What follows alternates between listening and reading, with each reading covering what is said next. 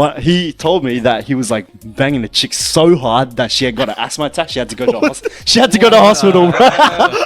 He was the one that taught me like healthy masculinity. Because I know I needed to just change the victim mentality. I must have slipped my finger and the knife went straight down, hit my knee, like on the side.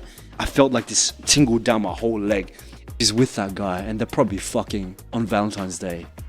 Right. And I'm supposed to be the boyfriend. The fuck? What are you talking about? How's Australia again? Bro, I'm trying to get out of here like as soon as possible, bro. How long have you been back for? Been like tomorrow will be 2 weeks. So it's like time is flying. 2 weeks. But it's like as soon as I got back, I was like, oh, can't wait to see my grandma, can't wait to see my mom, my dad, hug them and everything. Like 2 days later, I was like, I need to get the fuck out of here, man. Shit. And how long have you been away for? So I left on December 7th, 2023. So almost a year. Wow. Time flies, man. That's a long time. Yeah, I still remember us like just training Muay Thai together when you came back for like 2-3 weeks. Yeah, it's been a whole year. With Gary and everything. Yeah, with Gary and everything. How's Gary, man? He's good. He's doing all right. He's doing all right. Damn, man. And I remember that because I remember you came late or something, and then we started rolling, and this guy, like, they were so close to the point where he was about to choke me out. I was like, no. And then eventually, like 5 minutes later, like, it happened. I was like, oh, bro, this hurts so much because to know that you've been training so much and, like, I have been doing shit. And the growth shows, man. Like, so...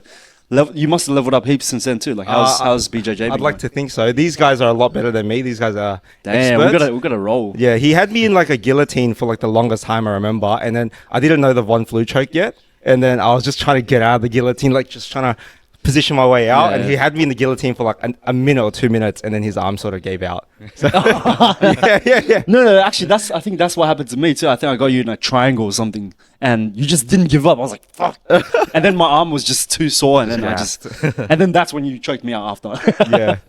But I think we'll give the audience some context, right? So, again, welcome to another episode of Backdoor Banter, your journey to self-improvement. From a few guys still figuring it out, but we've got an extra guy here today. Very special guest. Very, very special guest. Yes, man. I'm popping the cherry, yo. Yeah, exactly. Like, and he's been a friend of mine for a very long time, but Brendon's only just met Ed and Justin just now. How do you know Lawrence?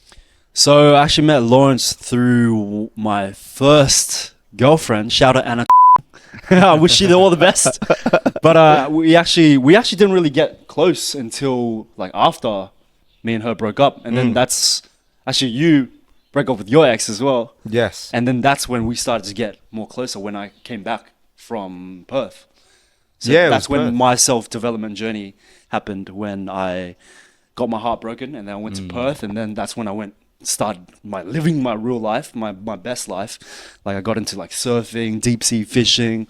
That's when I tried veganism for the first time, learned how to make coffee, sales, like 4-wheel driving, all that kind of stuff. And that's when I was like, yo, there's more to life than Cabramatta. Like I didn't know that there was more to life than 2166 until I left.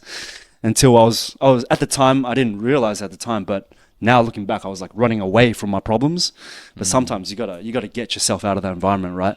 And it wasn't until when I came back, that's when the shift started happening, and that's when I started getting closer with Lawrence, with Kevin, and Gary. Gary, well. yes, Yeah, Gary, exactly. How many years ago was this? That was, so I left beginning of 2017 because I remember getting my heart broken on Valentine's Day 2017, and I left the next week, and then I came back around September of 2017. So 7 years. 7 years. Wow. 7 years. Why'd you choose Perth of all places? Because I hear a lot of people just say Perth's dead, and there's really nothing to do there. Like, Yeah, so why did you go to Perth? That's a good question, because there was a lot of things that made me make that decision. So first of all, I have like 3 aunties that live there and a couple cousins that live there as well. So they moved over like probably 10, 15 years ago, and they all got like husbands there as well. And actually what happened was I had gotten my heart broken, and then like a week later I was like just trying to like figure out something new, figure out how I can start a new life. And then my auntie calls me. He's like, hey Brendon, do you wanna help take care of my restaurant while I go to like Japan? Yeah, wow. I was like, yeah, hell yeah. She's like, yeah, you just come for 3 weeks, enjoy the time there, and then I'll pay you and everything, and then you go back home. So I was like, fuck yeah. So I booked that flight. I just looked for any reason to get the hell out of Sydney, to run away from my problems, right? And so I booked the flight that same night, flew out the next week, and I was supposed to stay for 3 weeks, but I stayed for 6 months. And I was just like really just living like, that's when I got to law of attraction, self-development, and really started to get consistent, and visualization, meditation, all that kind of stuff. What year was this? That was 2017. 2017. Would this have been just after that relationship that Yeah. you were, like how we met? You were dating Anna. Yeah. So and then you broke up with her and you moved over to Perth. She broke up. Whoa. Well, you guys ended it. Yeah. So I don't want to go too into it, but we pretty much ended it. And then, so I left around end of February 2017, came back September, around there. September. So 6 months, like, Yeah. were you like, what do you mean by running the restaurant? Were you like cooking and stuff as well? Yeah, so I was More the business stuff? helping my uncle. He's shout out to Carlos Matteo. He's literally Italian stallion, bro. Like when I'm saying it, when you hear the word Italian stallion, you think of this man. Like he's literally, when he was back in the days, he was so jacked. He was bigger than Arnold Schwarzenegger. He showed me a picture of him like back in the days. His chest is huge and everything. Like he told, I hope he never sees this, but he told me that he was like banging the chick so hard that she had got an asthma attack. She had to go to hospital. Yeah. So he's a beast. He's a man's man, bro. But he's so full of love. Like he was the one that taught me like healthy masculinity. Because if it wasn't for him, I wouldn't have learned all this stuff about like just hugging like your brothers and like kissing your dad and all that kind of stuff. Because he has a lot of children, like maybe like 4, but his youngest son was probably like 35 at the time. So he was like probably 10 years older than me at the time. He would, every single time he would see him, be like, "Hey, my son." He would just give him a big kiss on both cheeks and hug him really tight. So I was like, wow, like this is true like manhood. It wasn't just like, "Oh yeah, what's up?" and kind of chest bump each other. It's like real love. And I brought that over back home to Sydney and like try to hug my dad, and he was like a cold fish, bro. Like Asian culture, on the other side of the world. Yeah, what do you want, man? Do you want money or something? Exactly. Like, why are you washing dishes for me right now, man? So yeah, so that's this uncle. I kind of exposed him a little bit, but he really changed my life, man. Like one of my mentors that, when the student is ready, the teacher appears kind of thing. Yeah. So did he teach you how to send the girl to a hospital and with an asthma attack? Unfortunately, he didn't teach me that. Yeah, I got to go back to Perth so he can like give me the whole master course on that. But yeah, man, it was amazing. I used to train with him in his backyard. He had this really cute dog that was like just like this joy. Whenever I saw him, he would like spin around in circles doing one of the zoomies. Yep. And we'll train, like we'll smoke up because he had his own. I think. Maybe cut that part out. Yeah, but yeah, we pretty much like smoked up and everything, and like we'll work out while smoked up, and like you feel every single. I don't know if you guys trained while stoned before, but you feel every single muscle fiber, bro. You feel every single atom in your body, bro. Because that's why the food tastes better. That's why sex feels better. That's why music sounds better. Working out feels better as well. Have you ever rolled, like done jiu-jitsu? Because I know you do a bit of jiu-jitsu here and there in wrestling. Have you ever rolled while like high? On weed? No, that sounds very interesting. I feel like you'd be really good because you're so present. Because that's what weed does. That's why we have short-term memory loss, because we're so present in the moment. I don't know if you guys ever smoke. Well, no, this guy has. Like, yeah, I've smoked in the past, but I'm not a big fan of it, so I wouldn't be able to exercise or anything on it. I can't imagine that. Yeah, it's intense. It's like everything's intensified. So I think you would actually be better because you're so present and your mind's going very creative as well. Yeah. But like, I don't condone smoking weed right now because I feel like when you're in a very low vibration, you smoke, you get high. Mm-hmm. But now it's like when your vibration's so high already, you smoke, you just get low instead. So I think that's why you probably don't like it as well, because your vibration's so high. Oh, I appreciate that, man. Yeah. Well, love, man. Yeah. So like 6 months, like you spend with like your uncle, it sounds like a very like good experience. Bit of distance from like your old life as well. Like what else did you get up to over there, man? So there was a lot of things, man. As I mentioned, I was just exploring myself, just listening to my body, trying to figure out new ways of living. Because when you're living in the area and everyone's doing the same thing, everyone's wearing the same clothes, everyone's saying the same things, everyone's going to the same music festivals, you kind of get into this groupthink and you become a sheep without you knowing that you're a sheep. And it's not until you leave that bubble when you realize, like, damn, there's so much to this world to see. There's freaking Africa, there's Europe, there's Antarctica, there's Pluto. Yeah. So there's so many ways of looking at the world, and you get to pull yourself out of that matter matrix or whatever matrix that you're stuck in, and that's when you start to talk to other people. You start to get into different hobbies, and you start to see yourself in a different way, which is the thing that changes everything in your outside world, right?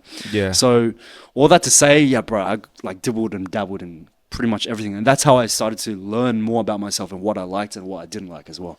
I think that's really important, man, and it's something that a lot of people in the area have, or they fall into that area trap, or I'm still trying to find the right term for it, and I know you were trying to find the term for it, but where we grew up, I feel like a lot of people stay in that bubble, and they don't tend to branch out a lot, and like just very, very like in the area, do not leave it or do not venture out like too far, and I don't know what it is. Why do you think that's the case? You mean, why is the case that they don't venture out? Yeah, there's just like staying in that area and like staying in that bubble, and like you were saying, you're just like in that matrix, right? Yeah. Well, I can't speak on behalf of everyone else, but for me, I can only speak on my experiences. The reason why I was stuck in my matrix, where I was like literally going out to karaoke every single weekend, drinking Henny green tea and singing freaking Backstreet Boys, I Want It That Way. The same thing every single week. Order Huang Do and pay $20 to go entry and everything, and freaking buy bags to snort lines and freaking microwave and freaking K-World and shit. Like, it's because that's all we know, and we're surrounded by the same people that are doing the same thing. Yeah, that's true. And most of the times it's because we're comfortable. Well, for me, that was because I was comfortable. I was just doing the same thing every time. I was enjoying it. I was kind of enjoying it. I was kind of leveling up. I was getting stronger in the gym and stuff. I was like at the point where everything, I think that's the word, comfortability, where you just, that's all you know, and you don't have any urge to go out there and seek anything that's higher or even lower or anything that's different, because you're so used to being in this facade that's in your own mirror. And it wasn't until I was shaken to the point where I was like, damn, man, like this, I thought this woman was the love of my life, and she just, I'm not going to get deeper into that, but like, it's all love. Like things happened the way it did. Actually, I'm going to share it because it's the truth. And so I'm going to condense it really deep to the point where we pretty much were dating. So me and my first missus, we were dating for like 9 months, but so much happened in 9 months because we were like with together, attached at the hip for like all day, every day, because we both had trauma. We were both very insecure. At the time, I thought it was because she was insecure. That's why she was like latching onto me. But I realized if I was confident in myself, I wouldn't have stayed with her, right? I wouldn't have attracted her into my life. We only attract who we are and not who we want, right? So I attracted my mirror to my life, and it was amazing in the beginning. It was like just fireworks, energy, love, passion, and then that's when the insecurities start to come out after a few months, right? And it got to a point where it was very abusive, not just verbally, but actually physically as well. So to the point where there's one point, I don't think I ever told you this, Lawrence. No, I don't think so. But it came to the point where I was actually in the car driving my 2003 white Corolla Sportivo down M4. I remember that one very well. This guy had some fun in there, bro. Yeah. And then I remember driving down, and we were like having an argument. And we're having an argument every single day, bro. This one time, driving down M4, and like, again, we're screaming at each other, top of our lungs, man. And she just started like punching me in the face while I'm driving like 90 kilometers an hour. And, you know, she just like, I'm like, what the fuck is this shit? I was so angry with myself. I'm like, you're so fucking weak. Look at this. And I started blasting myself on like beast mode. Whoa. Like, and I think maybe that's why like it kind of led to a bit of my blindness as well. So, but it didn't manifest until a few years later. Yeah. But I was like knocking myself out, and I was like, yo, you're so weak. This is way harder. Like, let me do your work for you. And I was punching myself to the point I was driving at 90 kilometers an hour as well at the same time. So that was how toxic it was. But I still didn't love myself enough to walk away. That's how attached I was to her. So it wasn't until Valentine's Day 2017 when I freaking booked out an Airbnb for like 3 nights. I learned how to cook spaghetti meatballs. I learned how to massage the occipital lobe at the back of your neck. Hell yeah. I created this card as well, where it was like a handmade Valentine's card, and then it was like I had a whole poem in there. I like professed my love to her, like how much I love her and how I don't want to leave and that kind of stuff. We were kind of like we were still together, but you know, shit was already down the drain. And even at the end, it was like, will you join me on this journey for 3 days? We're gonna go in paradise, that kind of thing. And then the answer, she had boxes to tick. The first box was like yes. Second box was like yes, number 2, or the third box was like fuck yes. There was no. I remember so vividly. I was at Canley Heights Bistro, parked outside Canley Heights Bistro, and she was standing outside there on the sidewalk, and I was like, hey babe, I got you this card. Just open it. And she looks at me. She's like, Brendon, I don't want to accept this card from you. I'm like, why not? Just open it. I can't just open it. At least open it. She's like, well, if it was any other gift other than like, if it wasn't on Valentine's Day, then yeah, maybe I would like open it and maybe I would join you on this journey, whatever. But since it's Valentine's Day, I don't really. I think it's better if we don't do it. I'm like, okay, fair enough. I understood. And it was like, my friend, he had a party on Valentine's Day as well, because his birthday is on Valentine's Day. I remember being at that party. It wasn't on Valentine's Day. It was like a few days. Actually, no, it was on Valentine's Day. And what happened was, I was at the party. All my friends were there from my school, from other schools, and we had our clique, and they knew me and my partner as well at the time. And everyone kept asking me, oh, where's Anna? Where's Anna? And I was just like, oh, nah, she just couldn't make it. She couldn't make it. And then another girl was like, hey, like, isn't she in Melbourne? I was like, what? What are you talking about Melbourne? She's not in Melbourne. She's like, yeah, I saw a Snapchat the other day. She's like with some guy there. I'm like, the fuck? What are you talking about? And I opened up my Snapchat, and she was with... Bro, that's fucked. So for you guys, if you guys don't know who this is, her ex-boyfriend. Wow. That's messed up, bro. Yeah, that's messed up. And the crazy thing on top of that was that this ex was the same ex that she kept talking shit about the whole time, about how bad that he's treated her and how much she's like hates him and all this kind of stuff. So just imagine what my thought process was like. Wait. So she's with this guy that she's been talking about shit about for like the last 7-8 months, and she's with that guy, and they're probably fucking on Valentine's Day. Right. And I'm supposed to be the boyfriend. I was like, damn, like I must be a fucking shitty person if she chose that guy over me. So like, obviously that's not the truth, but now looking back, I was like, damn, like that was what made me. It was so. That was what made me shake me to the point where I need to get the fuck out of here, bro. Because punching myself in the face, driving 90 kilometers an hour where I could have killed myself and her and other people on the road, that was enough to shake me out of it. Wow.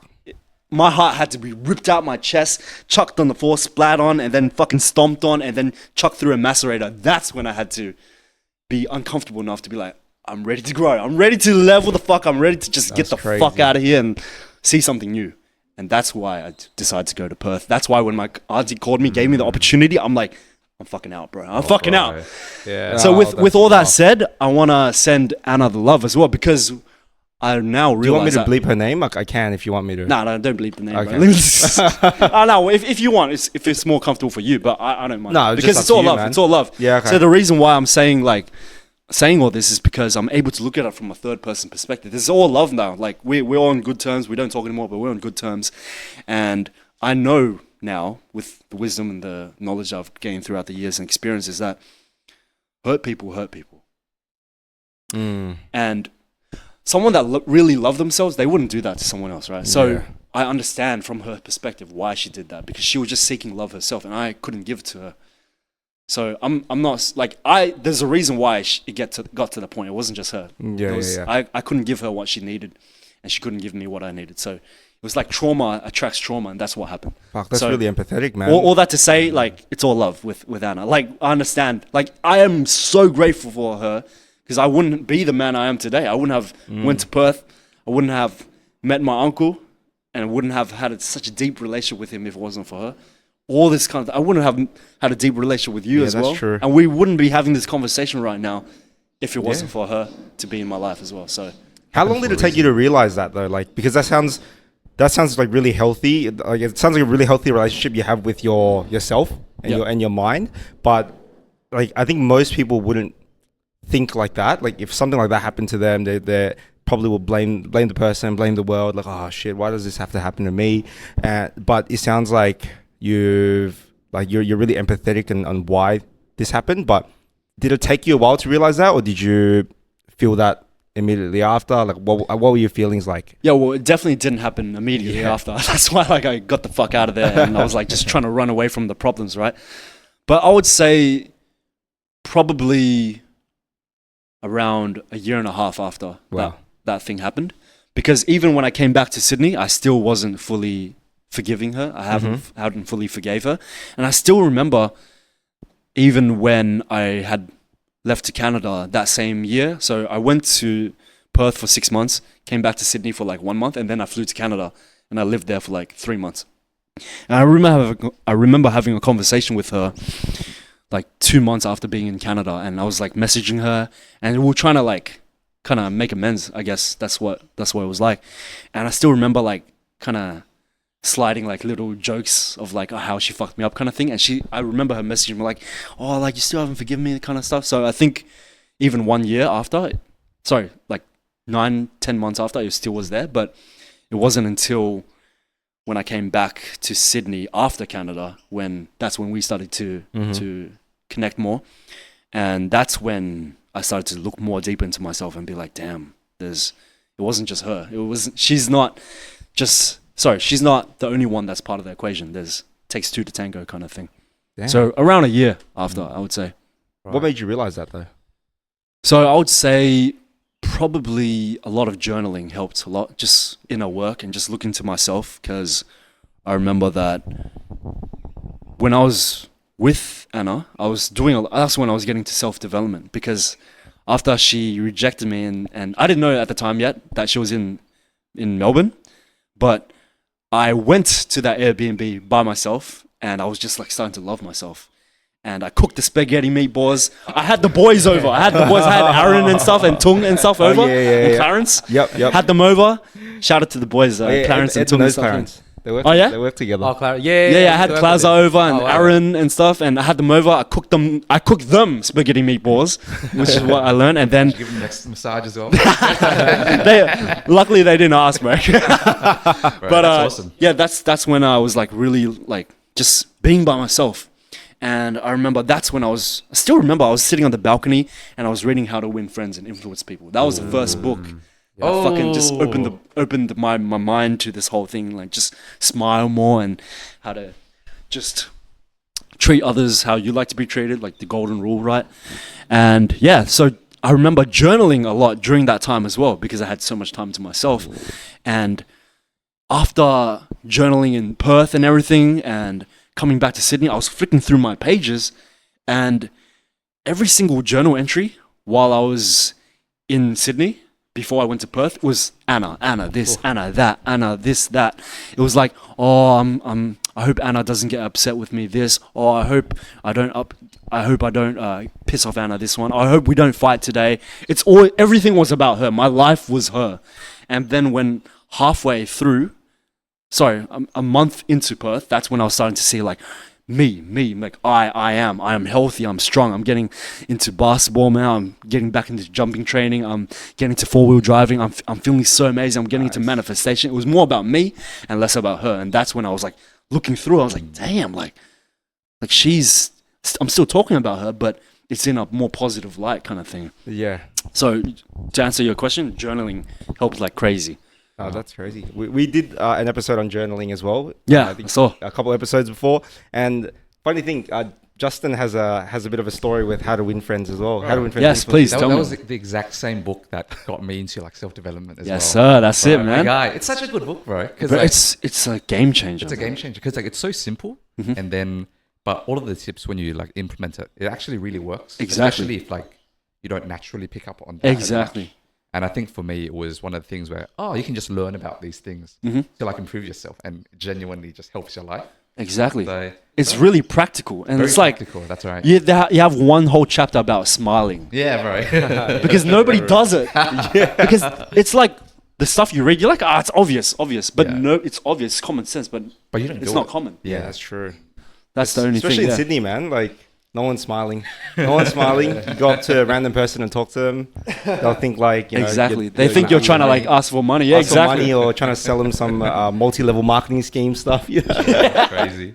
Exactly. So like you got back from Canada. Like, so you came back to Sydney, went to Canada to live for a few months. That's awesome. And then you met Lawrence right after that. Like, did you guys gym together or something?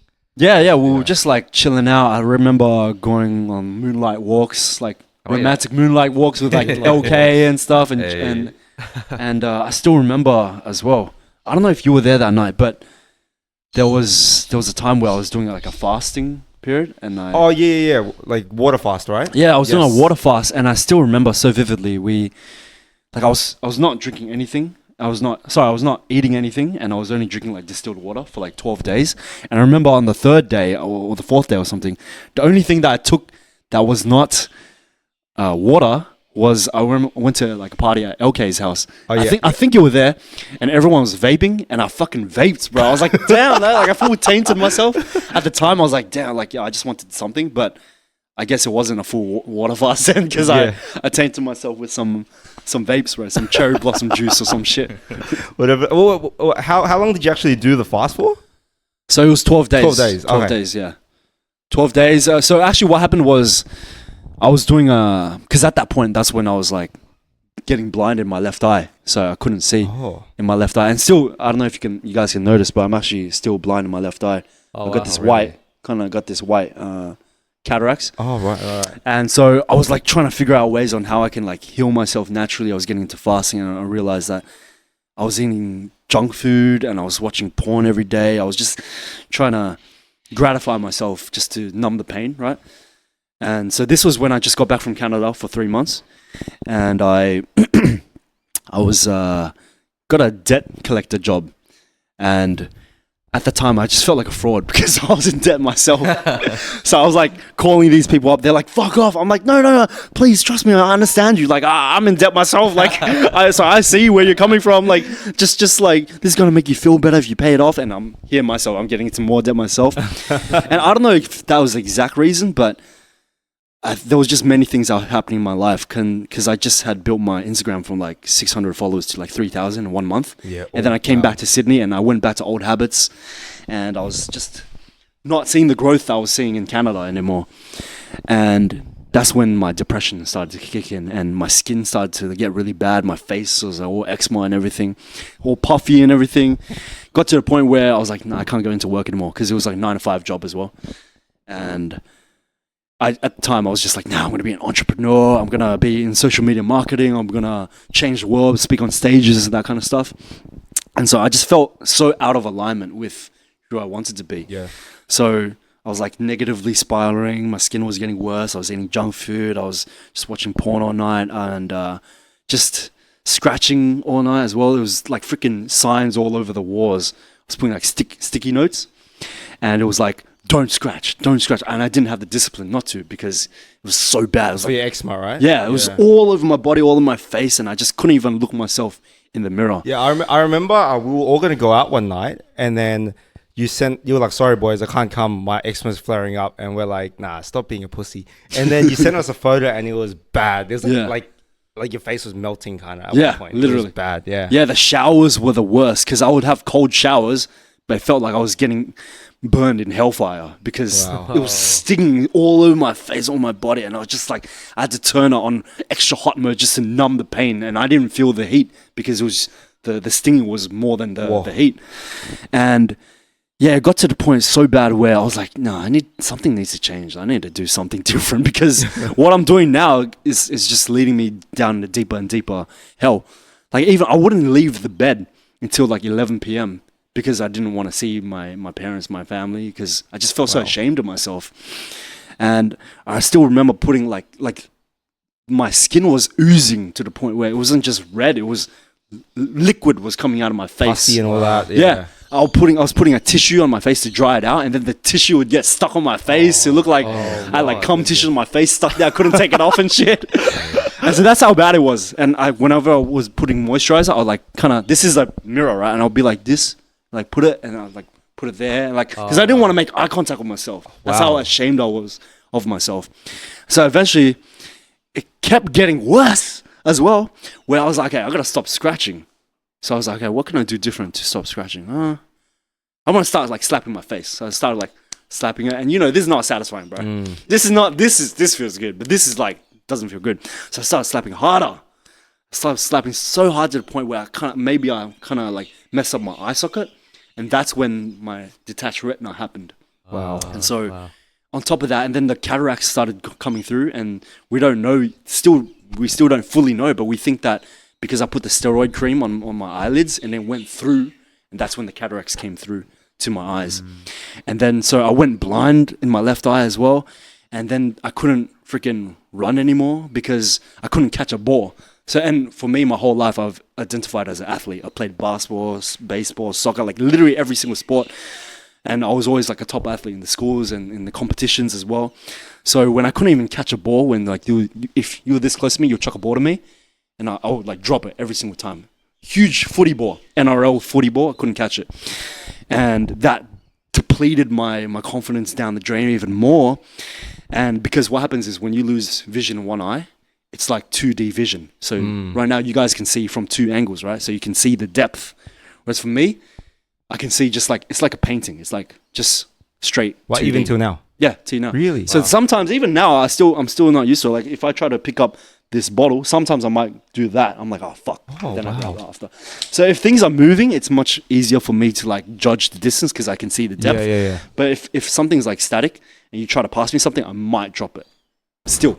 So, and this is me after like 6 years of adapting to this as well. So that was happening to me, and I was at we were part of an Oz tag team at that point, and we were like undefeated to this point where we got to the point where we had this like big game that we were part of, and I couldn't catch the balls, and everyone just kept calling me like drop nuts and shit, like nut and all that kind of butterfingers and shit, because they didn't know. I didn't tell them because I was so ashamed. And at this point, I was still going to, I don't know how I did it, but I was still going to these Oztag games with like this flare up and everything. And then I was just like, guys, I quit. I can't be a part of this anymore. So I was just like, just in the dumps, man, in the dumps. And on top of that, like, guys, it gets more juicy. The story gets more juicy because at that point I was broke as fuck as well, right? I had like $500 to my name. And I was like, how can I make myself feel better? Because I know I needed to just change the victim mentality. So I knew I needed to get out of my mind and think about other people. So I was like, I can make myself feel better by making my mum feel better. So I was like, okay, I'm going to buy her a Japanese knife set. So I bought her like this, I don't know, I forgot the name of it, but you get a block of it, you get like 7 knives. And that kind of made me feel good about myself for a bit. So I bought her the knife set, and it was like $500. So that was my last $500. I had $0 now. And I remember my grandma letting me chop her aloe vera to put on my skin to kind of heal. She has like 4 aloe vera plants that have been growing for like 15 years, and I demolished all of them in like 15 days. Wow. And what happened was, I remember cutting the aloe vera one time, and I wasn't using a chopping board, and I was using the dagger one. This was the sharpest one out of the whole knife set.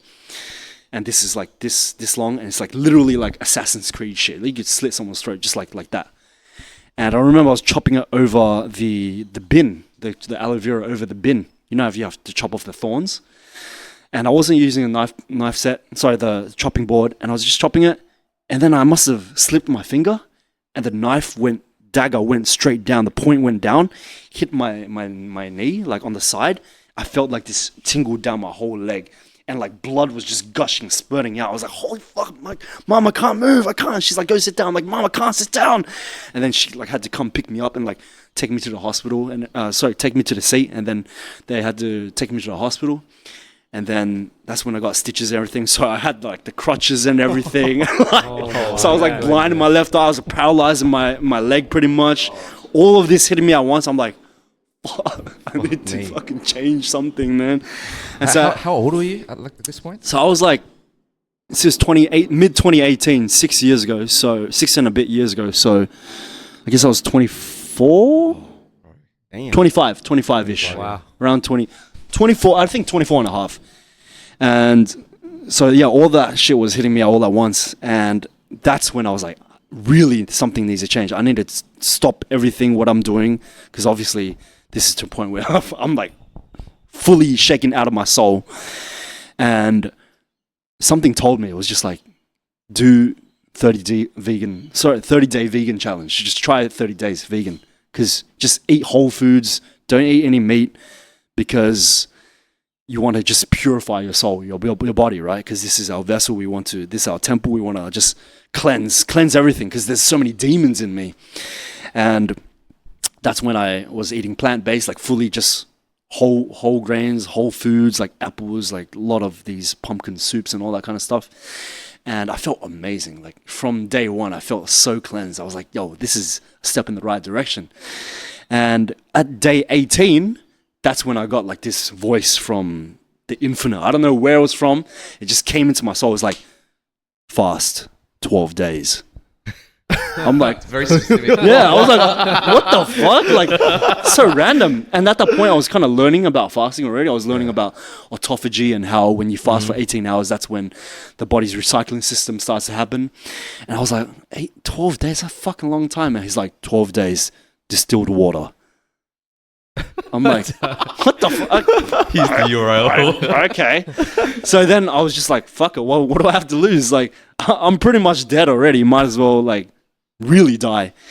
And then that's when I decided to finish the rest of the 30-day vegan challenge with, it's still vegan, right? Because I'm not eating anything. Just water, right? True. So I decided to go the rest of the vegan challenge with 12 days, nothing. And of course, I live with my grandma, and if you guys know grandmas, Asian grandmas, but like, why are you so fucking stupid? The only Lila Mo, like fucking like, oh, smack the shit. If this doesn't kill you, I'll fucking kill you myself. Like that's pretty much the energy that my grandma came at me, and yeah, I just didn't eat and this was crazy because my family from Perth, all my aunties came from Perth to celebrate. So the feast that would happen, bro. And I would go every single time to the feast at the restaurants and everything. They were having pizza pies at Italian restaurants. Pizza, like 20 pizzas in front of us at an Italian restaurant. Gourmet pizzas, pastas, Caesar salads, all that kind of stuff. I'm just sitting there with my 1 gallon water, just like drinking. I can't believe this is happening. And at the time, I was like, damn, this is the worst time to do this fast, bro. Like literally the worst time ever. Like my aunties haven't come in 15 years. So when they came, it was a feast. Eating Chinese foods that I've never seen in my life. That was like delicacies. The good stuff, yeah. But the good stuff and made fresh, bro. And we'll meet up every single day for a feast, every single day. And I was like, this is literally the worst time. Why am I doing this? And I still remember calling one of my friends. I was like, bro, I'm about to cave, man. And this guy was supporting me with a fast. I was like, bro, I'm about to cave, bro. I'm about to eat this juicy watermelon, bro. Because my auntie's like, bro, just try this little watermelon. It's not going to hurt. It's not going to hurt. Just watermelon. It's going to hydrate you, give you electrolytes. I was like, yeah, that sounds right, bro. That makes sense. And so I called my friend and he's like, bro, you came 10 days already. You want to throw all of that down the drain? I was like, fuck. True, bro. If anything, I changed my mindset because I realized it's all perspective, right? It's either the worst time that they came, where it's like, fuck, I could have eaten all this food, or I could flip that around and be like, no, actually, this is the best time for them to come because this is an opportunity for me to grow my discipline. It's an opportunity for me to grow my willpower. And as soon as I had that thought in my mind, I was like, fuck yeah, I'm a fucking beast, bro. Nothing can if I can go through this, if I can not eat for 12 days with all these fucking temptations, bro, what the fucking stop me, bro? That's true. And I made it after 12 days. I was like, holy crap.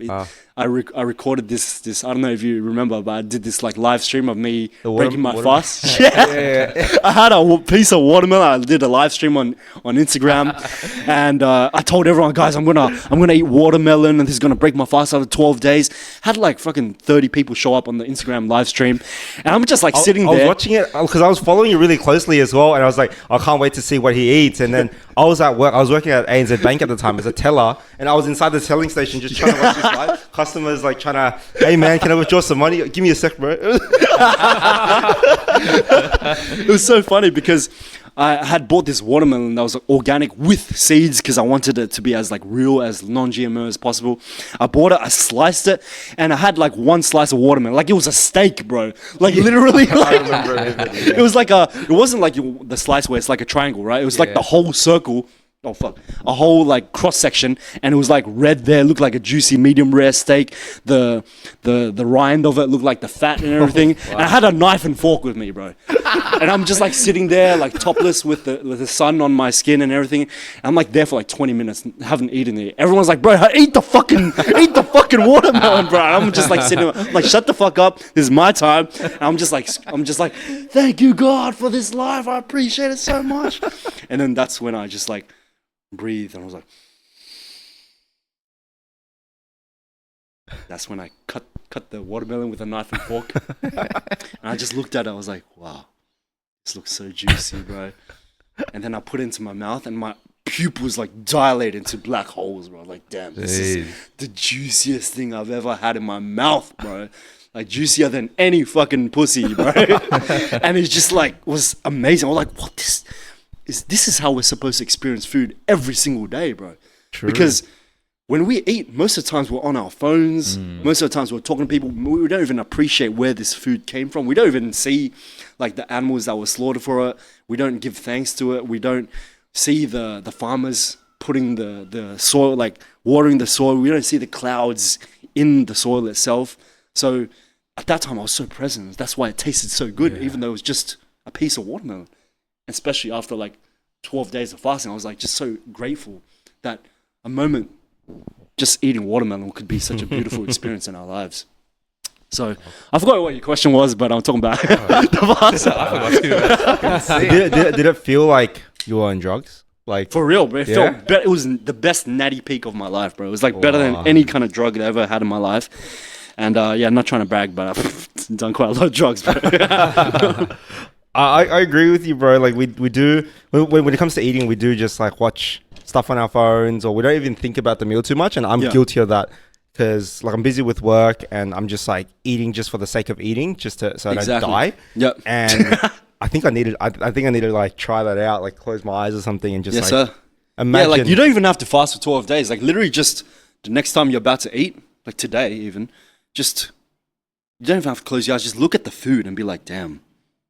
Where did this come from? Yeah. Like the people that had to stock the shelves, you had to work hard to earn the money to buy this food as well. True. The clouds that had to rain to eat, if it's chicken or something, like the chicken that had to eat the pellet, where did the pellet come from? And then all that kind of stuff. It adds to a point where you're like, wow, the whole universe is in this bite. And when you take a bite, that's when your pupils dilate because you're like, damn, like this literally, I just ate the universe. That's cool. Oh, I'm going to do that for my meal tonight. Dude, enjoy it, man. Stare at it, and I'm going to talk to my mate. Where did this come from, man? I'm going to think I'm a weed cunt, but it is what it is. Exactly. They know you're standing there in the party, and everyone's just like partying, and you're like, they don't know, bro. They don't know. They don't know the universe. I can choke all these guys out. Yeah. Oh my god.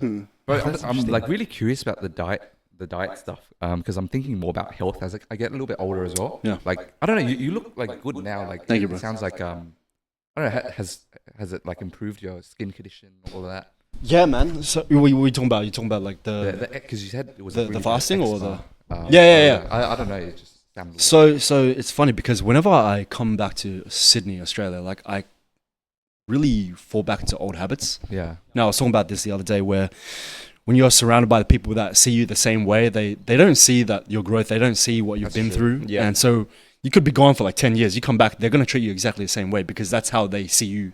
They've always seen you. And so not until like they see you every single day, like showing up as someone different, then they'll start to be like, okay, maybe he's a little bit different. But even then, they're still going to treat you exactly the same way they treat you because that's just who they see you as. And all that to say is that when I came back to Sydney, I was getting back to old habits again. Bro, I was so close to like jacking off to porn again because I was just thinking in the same room. I was in the same room with the same energy where I grew up in, where I had my porn addiction. Thankfully, I didn't fall into temptation, but I felt the urge because the energy, the vibration of that room was the same. And my grandma's chopping me the same like mangoes as well. And they still eat the same way. So when you're surrounded by people that are doing the same things, if you're not solid in yourself, if you don't have that inner compass that's strong enough, that's solidified, you haven't put your roots deep enough, then any wind that comes along, you're going to fall over again, just like old habits. And that's what happened to me for the first 2 days. I realized I've been coming back and forth every single time. It's been getting shorter and shorter. So before, that's why when I went back went from Canada to Sydney for the first time, that's when I went through the depression again, because I was so far away from my alignment. I knew that there was bigger things for me, but I was fully in my old habits again. Whereas now, I've built the roots, I got the foundation laid down. So it only had like 2 days. And that's because I wanted to. I was like, fuck yeah, give me those kettle chili chips, bro. Give me that gay time, bro. Because they don't have gay times in Medellin. So I was like, I knew that was going to come to an end. So but it was before I couldn't actually control it. Right. Right. I see. And what was I gonna ask? Shit, I forgot now. Just real quick on the like. So are you vegan now? Or yeah. So I didn't actually answer your question. So what I was going to say was, I am fully vegan now, but I didn't go fully vegan until like 2021, first of the year, and I was like living out of alignment. And it's funny because when I was in Perth during that 6 months, I knew for a fact after trying it out a little bit, I knew in my soul that I was going to be vegan one day, like fully. I just didn't know when, and that's a huge part of my reason why I descended down into that spiral of madness, because I wasn't living in my alignment. I knew that I shouldn't be eating meat anymore, but I was still doing it. And when you know you shouldn't be doing something, that's when you shame yourself, and shame is like one of the lowest vibrations. It's so easy to keep spiraling down. But yeah, so all that to say, the vegan diet has been really helping me with my confidence, and I feel like it's not really what we eat, but how we feel about what we eat. Can you explain more about that? Because even in the Bible, it says it's not what a man puts into his mouth that defileth a man. It's what comes out of his mouth that defileth a man. Yep. So you could, for example, like really believe, and that's why the placebo effect is so powerful, right? It's because how we see something is much more important than the actual thing itself. So this is why I saw the dead carcasses. I saw that these were my friends that I was eating, and I was still doing it. Whereas for the people that don't think of it that way, when they eat it, it doesn't affect them, because they see it as just like, it's just sustenance, right? But that was my vision of what I was eating. And so now I'm more aligned with it. I'm like, okay, well, I'm eating like fruits and vegetables. I'm eating more like grains and all this kind of stuff. And I know that I'm not kind of contributing to suffering of animals or any other person or any people that have to slaughter these animals that go fucking traumatize themselves. So I have a clear conscience in my soul. I'm like, okay, like my actions are actually making me stronger, and that actually makes me feel more powerful as well. Okay. That's why when I'm on a vegan diet, I feel like unstoppable, right? I'm stronger than I've ever been in my life, and I don't have to eat as much because I know that this is like the essence, where it's like just feeding me spiritually as well, not just physically, not just my physical body, but my soul is also being fed. Wow. And that's like cleared up your eczema and stuff. As well. Yeah. So again, it's like eczema's been with me my whole life. Yep. So it's kind of like old habits die hard kind of thing. But yeah, it's much better than even like when I first came here. It was starting to flare up again because I was being surrounded with the same thoughts. My thought of myself was like, oh, I'm a guy that has eczema, and these people see me as a person that has eczema as well. But it's not until like a few days later I was like, nah, I'm this new person now. I don't, I'm not affected by that anymore. So that's when my reality started to change as well. So again, it's not like what we eat, it's not what we do, but it's what we think first, right? It's the seed that's planted in our mind. That's what manifests in our reality. Do you know, have you read the book, or the author, Dr. Joe Dispenza? Yeah. Like, it reminds me a lot of that. Breaking the habit of being yourself. Yeah, exactly. Becoming Supernatural, that book. Yes. Yeah. So it sounds a lot like that stuff. Yeah. And he's been a huge influence in my life too. It's just like the whole idea of your thoughts create your reality, right?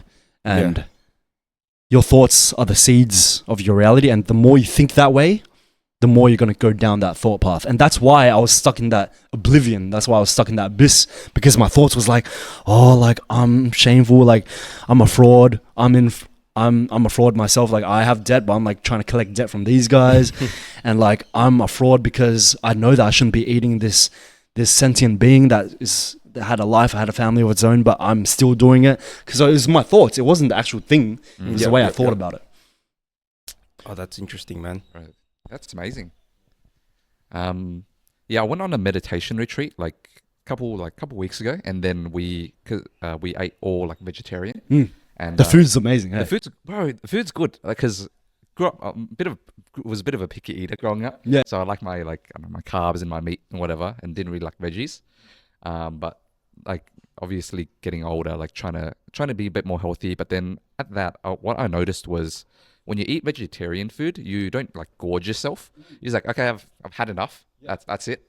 And then I feel good. But then as soon as I came back, buy a big like Zinger box or something. And then down it. And then I just feel like ultimate burger meal. I become a vegetable afterwards. I'm like, for like the irony. Yeah, actually the irony. Hate me to become a vegetable. For like 45 minutes. And then I feel like just emotionally and in my like food coma and just general clarity even of like thought throughout the day is very different. So I want to introduce some of that back into my life. Yes. But yeah, that's so Yo, interesting. if you ever have any questions, feel free to hit me up. I will. Yeah. Because for you guys that don't know, he actually went to a Vipassana retreat. You gotta tell me more about that, bro. Was it 3-day or 10-day? Very short one. So 3-day, good first retreat. So the Blue Mountains? No, I didn't go to that one. I went down south to Tilba.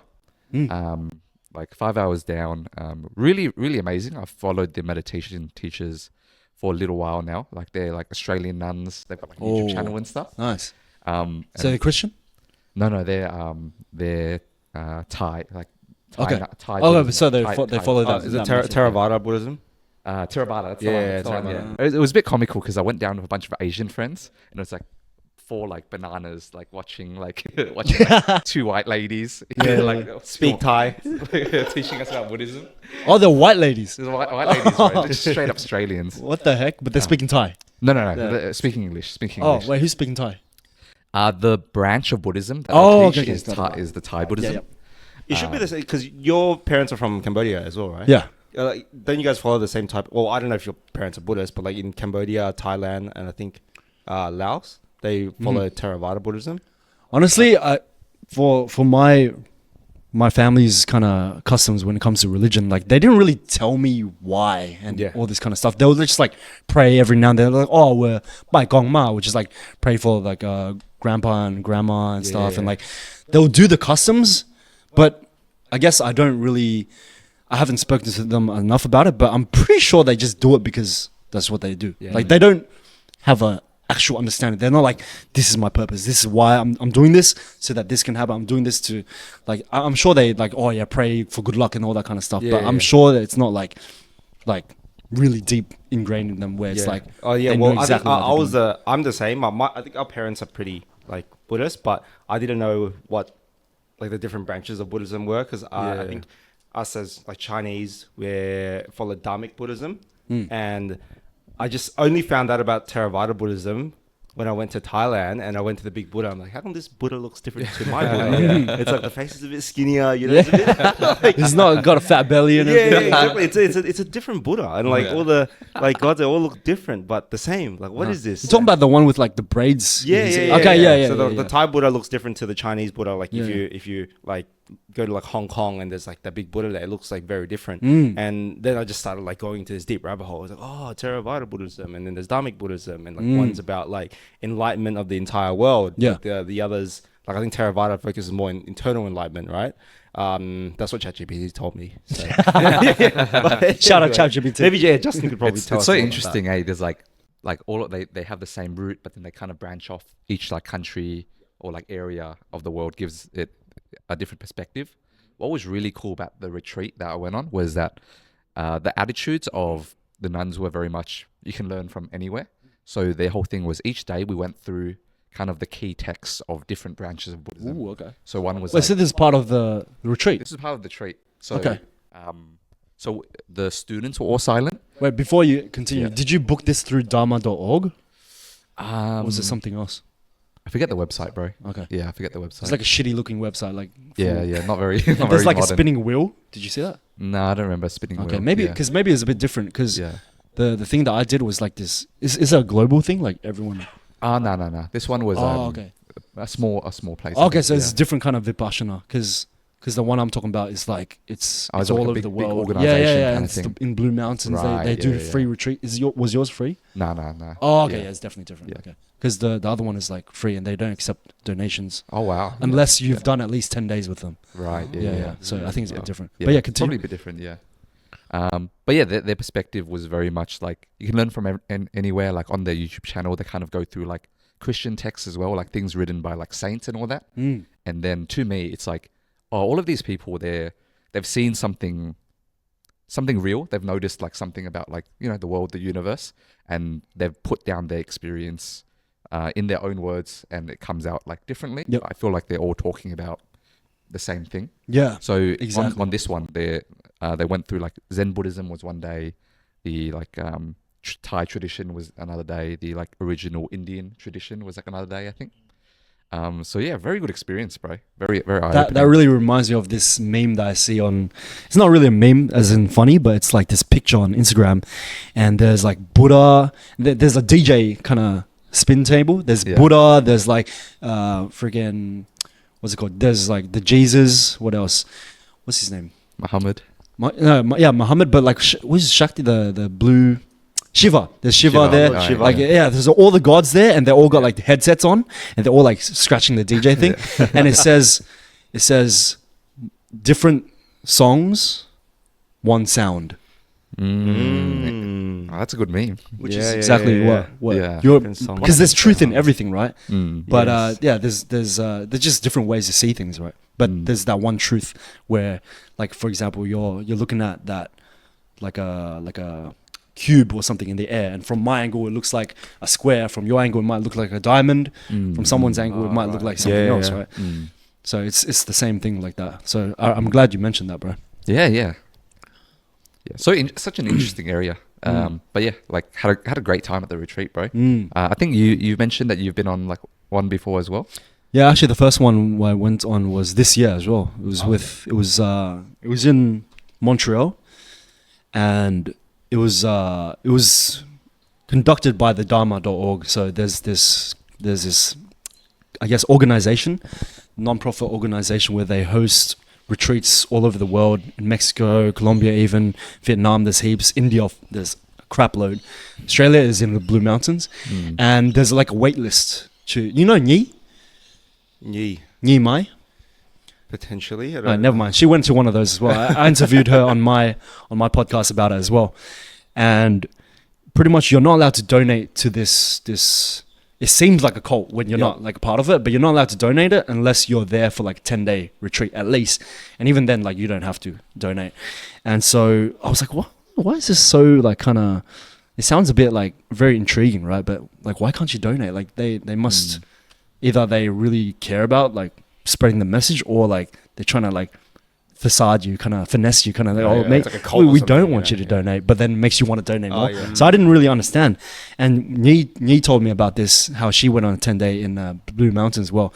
Was yours silent meditation as well? Yeah, so you can't talk, can't make eye contact with anyone, and like can't bring a journal, like literally just can't do anything, no phones, no nothing, and you just eat vegetarian for the whole like 10 days. And you meditate like 10 hours a day, like 2-hour sessions as well. And so my first time was in end of February this year. And it's funny because I was supposed to go with my girlfriend at the time, my girlfriend from Montreal. And we actually just broke up at that point too. So we were supposed to go together, but I was like, nah, I'm going to go by myself. So I went to the earlier one, and it was actually a really phenomenal experience because during that 10 days, during the silent retreat, there was every single weather kind of thing that we could experience. In the beginning, it was beautiful sunny days, and in the middle there was like snow, and then it was like a beautiful forest, right? In the middle there was a snow, and at the end there was rain, and then at the very end there was like hail. I was like, damn, like this whole thing was how I went, like how I felt throughout the whole journey too, because kind of what happened at 2018 when all that skin thing happened. That happened to me again. Like I just, but this time it wasn't from me scratching. It was from like my. I had a cold sore and it spread all over my face and my chest and stuff as well from the beginning. So that happened, and then I had like a cold as well, and I was like had diarrhea as well. Everything was hitting me physically again. I was like, oh my God, why God? And again, like now looking back, I'm like, damn, that really made me stronger for sure, because it would have been much easier to like meditate for like 2 hours and 10 hours straight. 10 hours in one day if I didn't have all that stuff in my stomach and my thankfully I didn't vomit, but all that was hitting me again. And but I still remember it was the second day even. I was walking through the forest where there was like leaves all over the ground because autumn had just finished. And everyone's walking around because they're not allowed to make eye contact with each other. So we all have like around 15-minute break between each 2-hour set. And I was walking around, stepping on the dead leaves on the ground. I was just like hearing birds chirping and the water from the tiny ass waterfall rushing around, trickling away. And I'm just like looking around like, wow, thinking in my head, because he can't speak as well. I'm just thinking in my head like, wow, life is so amazing. Like, skin's full fucked up and shit. I'm like, dude, life is so beautiful. And I look up and the clouds like just started to disappear and the sun started beaming through and it touched my skin on my face. It was, the sun's rays was kissing my cold sores all over my face. I was like, wow, life is amazing. And a tear almost started to come, and then this guy walked in front of me. I was like, yo, no, it's all good. I had to keep walking, bro. But yeah, man, all that to say, man, it was a beautiful time because I just felt so connected with myself. I felt so connected with nature, and yeah, just so many beautiful moments where there was like sunsets as well, and I was just like looking into sunsets. Imagine not speaking for like 9-10 days. That's and you're tough, just like man. looking into the sunset. You're like, wow. And you can tell from me, I love to speak, bro. I fucking love to talk, bro. You can never shut me up, bro. So I was just like, did you ever slip up or anything? The closest thing was okay. I was like kind of like a little cheeky cunt because what happened was we're not allowed to make any communication, not even eye contact. So I needed a human connection, bro. So I remember one time because there was snow all over the ground, and I just picked up a piece of snow, and then I like made it hard, and then I looked at like this kind of sign. It was like, don't cross this line or something. I just started pegging snowballs at the sign, and then that started to draw attention to me. And so everyone's looking at me. I'm like just playing a game with myself, and then everyone's looking at me. I'm like, and then I finally make eye contact with one of them. I'm like, so in my mind, I'm pretty much like, come on, come play. Let's play, bro. Yeah. And then one of them started coming, two of them started coming, and then like eventually like there was like 15 of us just like trying to whoever can get the fastest. And then eventually the guy comes like, hey, you guys here, you trying to grow or what? I'm like, oh fuck. And then that we kind of dispersed, and then we stopped playing the game. And then I was like, yeah, true, like, okay, we're not here to play games. We're here to like really learn about ourselves. That's such a good moment, bro. That's actually like a movie moment. It was like literally like children. Like we felt like children again. Yeah. And that's what I think. If you really want to change, if you want to be memorable in someone's life, you just help them to remind themselves that we're all children, man. We're just big kids. We're just big kids with big toys. Yeah. And real microphones that we can talk into right now. Like before, we had the fake ones you just sing into and stuff. But not the karaoke ones. These ones don't smell like Henny. Exactly, bro. But yeah, that was a great time, man. It was a beautiful time in my life, and I could see myself doing it again eventually. But I'm sure for you, it takes a lot out of you. Yeah? Even 3 days, bro. It's so it's crazy how tiring you get. From doing nothing. Yeah, exactly. That's why when people don't lose energy from just watching YouTube videos all day, because you're getting the energy from something. Whereas if you're not getting that energy from the frequencies from the videos, then you have to generate it in yourself from the sun or from your soul. You really speak to yourself in your heart. Yeah. And but when you come back to society, bro, how did you feel, bro? Bro, straight up, like I was thinking about this the other day. So like I went with a friend, right? So I drove him home, and then I was like, I'm gonna quickly go buy some stuff from Woolies. I went to Westfields, and then as soon as I walked in, all this fucking noise, all of this like shit that's like you kind of like get used to when you're like living in the city too often. But I'm like, bro, this is like too much. Yeah, like it's too much. Yeah. Got used to it after like a little bit, but like definitely had a moment where I was like, okay, this is not really what we're supposed. It's not what we're built for. No. We're supposed to be in the fucking trees or whatever. Exactly. And where it's like quiet most of the time. Maybe talk a little bit. But yeah, definitely had that moment. Yeah, because I love that you had the same vision and the same idea, because like when you go back to nature, it's like you're not connecting with nature, you're actually really connecting with yourself, because nature is so quiet, it's so tranquil, and you're able to hear your own thoughts again, instead of like, fucking Andrew Tate this, Donald Trump that, right? And you're actually able to be like, what do I want? And what do I care about? What are my values? And that's why nature is so healing, because you're reconnecting with yourself. Yeah, that's.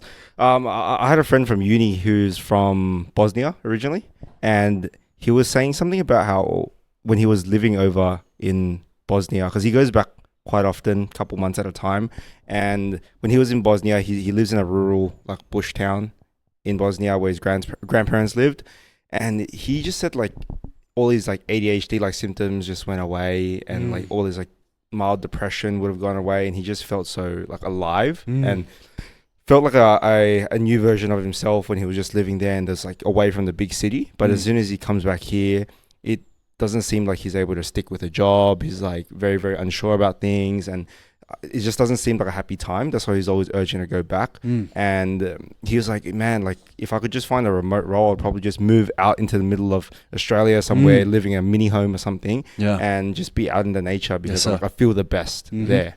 But obviously, like it's not sustainable for him to just go live in Bosnia without work and stuff. But it's hard to find that balance, say, between the two. Yeah, you know, it's funny when you were expressing that right now. I had a download from the infinite. We're like, we should freaking hire a kind of getaway house for like a couple of days and do some kind of retreat, man. Yeah, right. And like, so much fun. Like do a dopamine fast or something. Just disconnect from this madness. Exactly. Do a lot of journaling. So it could be like a little men's retreat, and we'll just like learn more about each other, ourselves, and be reflections of each other, and like still work out, of course, and eat healthy, and like just have a cleanse of everything. And it's like fun, man. Like bring the jiu-jitsu mats. Maybe when you come back from jiu-jitsu mats. Oh, that's a great idea. And maybe we could bring some parallettes or some bars or something. And like I think that would be amazing. When you come back from Vietnam. I'll come back on the 20th. 20th of December. Yeah. Oh, okay. I feel like that's a real like need that I'm seeing a lot in like in the world right now. Like I'm seeing a lot of like just guys like trying to find avenues to like, connect with each other and like, focus on these things, because I feel like maybe like go back like a couple hundred years, people live in like villages or whatever, tribes. You like go out with your uncles, your cousins, or whatnot. They take you hunting, and you all like go learn from each other. Exactly. Yeah. And I feel like in the modern world, that's like really missing, because if you go to work, you're not really connecting with your like co-workers in that same way, and you're always trying to one up the other guy as well. Like you better be the best man, all that stuff. 100%. Yeah. And even like it's a very big separation between like, okay, that's personal stuff, that's like work stuff, but I feel like there's a bit of a coming together that's like needed to bro. It's you when you mentioned that again, and we don't have some kind of process to help a boy become a man as well, because usually in those tribes they have these initiation kind of rituals where it helps them. Like for example, the Spartans, they force the boy to go out to, I don't know, for like a week, and if they come back alive, then they're a man, kind of thing. Whereas we don't have that anymore. Like we just, we're 18, we have a party, we get fucked up, and then we think we're men, but we're not. If you're 18, I've met men that are like 10 years old, and I've met like boys that are 60 years old. So I think that would be a great thing. And also, like I met this guy yesterday on set, and his family's Muslim, and he told me the craziest story of how when his dad passed away, had a tumor on his head. And I don't know if you know this, but in Muslim, I just learned this yesterday, in Muslim tradition, when the father dies, the firstborn son has to like clean his body and everything, and then dig up the grave and put him in the ground and like put him in there. And because his dad had like tumor all over his face, and he's like swollen and like blue and stuff, he had to like clean that, and like traumatizing that is. But that's when you really become a man, when your father dies and you have no choice but to do that, and you're the man of the house now, kind of thing. So it's crazy how we don't have that in Australian culture. We don't have that. I don't know if we have that in like Chinese culture, Yeah, I know. I didn't get initiated by my dad. Yeah, like I don't know. I got initiated with a freaking feather duster, bro. Since you're 2, yeah. You're a man at 2 years old. Man at 2 years old, yeah. No, I think our dad is. I don't know if it's like Chinese culture, but I think our dad, like, I don't know if it's not toxic masculinity, but he makes it a good point of like what a man should be and stuff, like needing. It's like the typical shit, like knowing how to fix shit around the house, and also like treating people better, like treating women, with respect and all that stuff. But I don't think it was an actual initiation thing. But yeah, like he didn't say like, oh, you have to do it this way. He he would put it into practice. Like he would do it, and then we just have. So it's like leading by example. Leading by example, yeah. Like don't always be too serious. Sometimes joke around, or sometimes like giving like $20, like a bit more tip than you would usually give to that person, like the waiter or something. And just be nice to people. Or no need to haggle that much for this, like for this thing that you're buying off this vendor, because you can tell that they're clearly struggling. Just being an overall good person and a man, but there's no actual initiation in our family, at least. I don't know about Chinese culture. It's kind of like a death from 1,000 cuts kind of thing. Yeah, like it's like slowly, and you're slowly kind of putting into your subconscious mind, like day by day kind of thing, instead of like 1 week of like crazy. It's like, okay, this is the step. This is a clear step. But it's like a slow, gradual. It's like a slow thing, yeah. And I think that's healthy. I think I would probably do that with my kid as well, rather than saying this is initiation, you become a man. And like, I think like instilling these little habits, like if they did something wrong, like I don't know, maybe not opening the door for someone that's a bit elderly, or not getting up from their seat on the train for an elderly person or a pregnant lady, tell them off, like, hey, you have to do this for that person. And then just over time, like they can build that mindset that I think would turn them into a good man. I think both ways are pretty good and very effective. I think even applying both at the same time would be even more effective, because I really resonate with that, and that's what my parents did as well. Sometimes he didn't always lead by example. He would tell me something and he wouldn't do it himself. Like for example, he would say like, "Oh, always put your wallet in the front pocket, okay? Because that's when it's easiest to find and you won't lose it." And one day he's like, "I lost my wallet." I'm like, "How?" He's like, "Oh, put it in my back pocket." I'm like, what? Like, bro, my respect for your word just went so down the drain, kind of thing. So yeah, I think it's really good, really important to lead by example. It's really important to be a man of your word. But I also see a lot of value in doing these initiations where it doesn't have to be like 7 days, but it could be like maybe fast for like 1 day. And if you have the discipline, the willpower to do that for 1 full day, then you're growing. You're disciplining yourself. You're challenging yourself. Maybe we could go like camping together, and you could like. I think it should be like a collaboration kind of thing, instead of like just throwing them to the wolves kind of thing. That doesn't make sense. Yeah. I guess that's what they do in like the army, right? That's like the boot camp thing. It's like, all right, here's this thing that once you get through, you're like, okay, now you're part of the club. You're like one of us. Exactly. I like that meditation retreat, man. And yeah, we should do that whole men's retreat thing. We should, man. We should. Yeah, when you get back. In the ice bath, yeah. Yo, for real. And everything, yeah. Because we were talking about dopamine detox a couple episodes back, and I've always wanted to do one where I just like leave my phone somewhere and just go out to the bush for like a day or two. But it's just a part of me needing to like check emails, like if someone calls me, and obviously I've got a partner in case like Joe needs to call me if an emergency happens. But maybe I need to like find a compromise to try to do that. And it's been something that I've been wanting to do for a long time. And like I think that'll be like, I think Edmund would want to do that as well, eh? Yeah, 100%. It's same as me. Like, of course, you because there's a part of my brain's like, you never know what's going to happen. What if someone actually really needs you? Exactly. Yeah. And that just stops me from doing it altogether. But and I also want to ask you, because I know back then when you were 21 and stuff, there wasn't a lot of guidance around, especially now with the age where there's so many self-improvement YouTubers out there. You feel like, let's say, if there was a high prominence of self-improvement YouTubers back then, do you feel like you would have jumped into the journey a lot earlier? You mean like right after I got my heart broken, or like even before? Even before. Like, do you feel like you would have? It would have been something that you would have watched. I think that's a good question, and I think of course. I feel like if it's out there, there's more high likely chance that you're gonna stumble across it by accident. Like if it's not there, then there's no chance at all that it's gonna happen, right? So I think that's why so many people are getting into the self-improvement industry now is because there's so many books written on it and all this. Yeah. And everyone's talking about it. It's like the new thing now. Yeah, we're talking about it. Yeah, exactly. We're talking about it right now. Yeah. And so I think the world is going through a collective kind of elevation of the consciousness, and that's why all of us are kind of waking up to like the stupid shit that's happening with the government and all this kind of stuff. Like people becoming more aware because just the collective consciousness, we're all growing together. Because if one person grows, if one person self-heals and self-actualizes, then it's gonna affect everyone around them, right? Because of me looking to my inward self, I learned from my uncle how to hug. I gave that to my dad. I hugged him, and then he felt love. And he didn't say at the time, but I heard a few months later that like they were at a restaurant, and someone asked my dad if like me and him hug, and he was like, yeah. And my mum was like there. She was reporting me the story. He would never tell me this story. But my mum told me that he was really proud when he said that we did hug and stuff.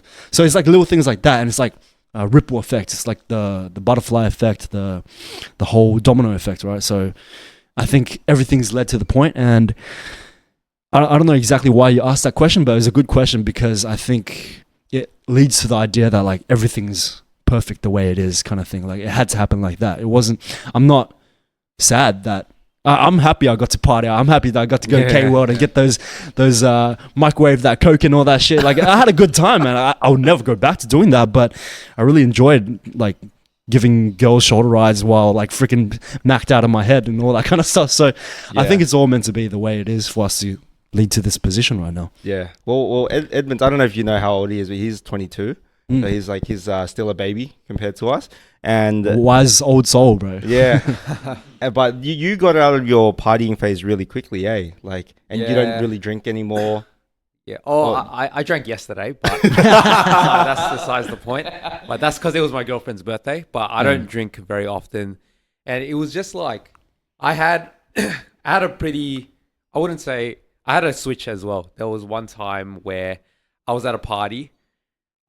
I never really talk about this too much, but I'll just say it now. I'm just gonna juicy, yeah. So I was at my mate's party, and I did like Nangs for the first time. Oh, first and only time. Everyone remembers Nangs. And then I don't remember what it felt like, but I was super drunk as well. And I remember it was like this. I was partying and just like this. I woke up and it was 6 a.m. I don't remember anything. I genuinely don't. I don't know what happened. I was like, where'd everyone go? I was just talking to some guy, and oh shit! Now everyone's gone. Yeah. And then I was like, what the hell? And I just felt like so disgusting. Yeah. And I went home, and my mate was like, hey, do you want to go out to eat? I was like, yeah. And then I got a message from the host of the party. He was like, hey, why the hell did you piss on my floor? And I was like, what? And he was like, yeah, bro, why'd you piss on my floor? And I was like, what do you mean? I was like, I fucking piss on your floor. I don't remember any of this. And then I was like, yeah, like people saw it. People saw you, and I was like, what? I was just like, what the hell?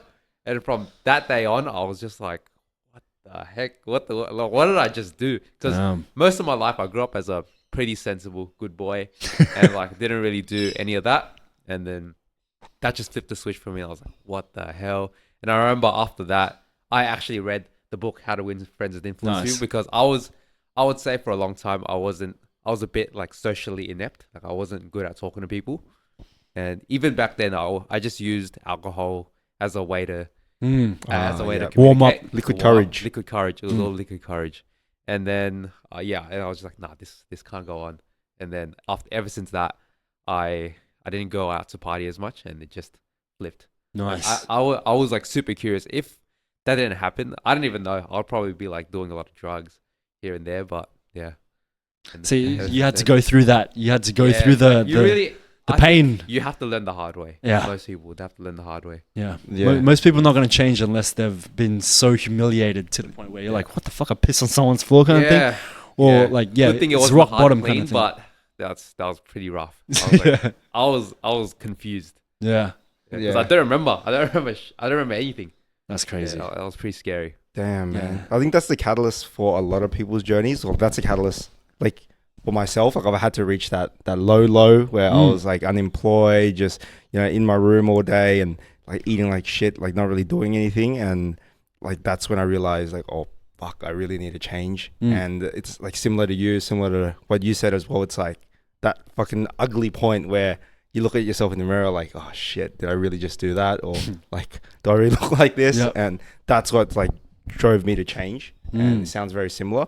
I hope people can do it proactively. Like your question to Brendon was like, oh, if there were self-improvement YouTubers all over the space when he was 22 or 21, would you have gone into it a lot sooner? And like, if you asked the question to me, I'd probably still say no, because maybe I didn't reach that low yet. But some people can be proactive, but I don't think I work like that. But I think Justin's a bit more proactive. It's really rare. Yeah, it's really rare. Something similar as well. I think, like at some point, just hit a low.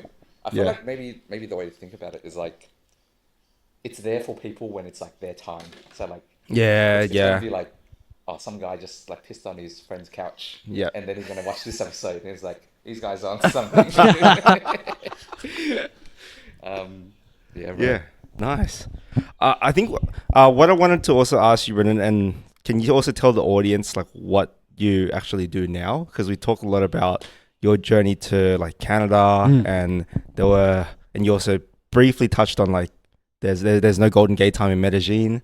Like, what do you do now? What have you been doing like the past couple of years, like after that trip, like from Canada back to Sydney? Yeah. So pretty much what I do now is like a bit of everything. So I'm still in the acting world. I'm still doing film stuff and kind of just. Sorry, can I pause for a second? Last King of the Cross. What about it? Well, you're on it. You want me to talk about it? Yeah, no, well, I just wanted to mention that because, fuck, man, like just seeing you on the film, it was like, man, this guy. And also, I went to a conference called South by Southwest, and then that week, the whole of Sydney was like transformed. Not really transformed, but there were like places that you can go that were like sponsored by South by Southwest. And then they did a co-sponsor with Amazon at some restaurant, and it was Amazon, and I think they own Paramount now. And that's So and then they had like a little thing for Last King of the Cross. It was like a whole themed like interactive thing where you could get food and stuff. And then I was like to the guys there that were asking me like, oh, have you seen this movie, this show? I'm like, yeah, my mate's on there. He's one of the drug dealers. Like, but anyways, I was just like, I'm so proud of you, bro. Oh, thank you, bro. Like, I love that show. It's like, it's good to see. Yeah, that was a fun one. That was a fun one to shoot. I completely forgot I shot that because it was so long ago. It was like 2 years ago. And it was a fun time because there was one of the scenes, spoiler alert, where I had to be one of the drug dealer bosses of the other two drug dealers. And then like these guys that come and they're on our turf and we're on their turf and we're kind of like having a little brawl. And then the guy just out of nowhere pulls out his gun and he shoots me on the kneecaps, and I just fucking drop to my knees. I'm just like swearing in Vietnamese, like just swearing so hard. And it was so fun to just swear like over and over again. Like we took like 7 takes, and they had to drag me away. And like, it was just so fun to just release that was a detox as well. Just releasing all those demons, bro. Yeah. That was a really fun shoot. But yeah, to continue with your question, like right now, I'm kind of still figuring out exactly where I want to really position myself, because I've got my feet in acting, I've got some hands in like sales, a sales job. I'm thinking of like opening a food truck, maybe even. I'm going to Melbourne next week to see if I actually enjoy that business, to see if I can help my friend to establish a business here in Sydney. So it's kind of all everywhere, but also my whole life I've always wanted to speak on stages and like I should get paid for that and travel around the countries. I feel like that aligns with me most, because something I struggle with a lot is the whole idea of like the shiny object syndrome. Oh yeah. And like something new comes like, oh, that's the thing. Yep. Oh no, that's the thing. Damn, that chick's hot. No, that chick's way hotter. I'm always like moving from something to something else. And I learned it's probably from my childhood where my dad just gave me everything I wanted, bro. And I was like the first son out of the whole all the grandchildren you know, it's like we get treated like a prince. So I got like Nintendo 64, I had like Game Boy Advance, like SP, freaking GameCube, all like everything I wanted I had, bro. So I was always just getting everything I wanted. So now it's like hard to stick to one thing because I know that there's something else I could have as well.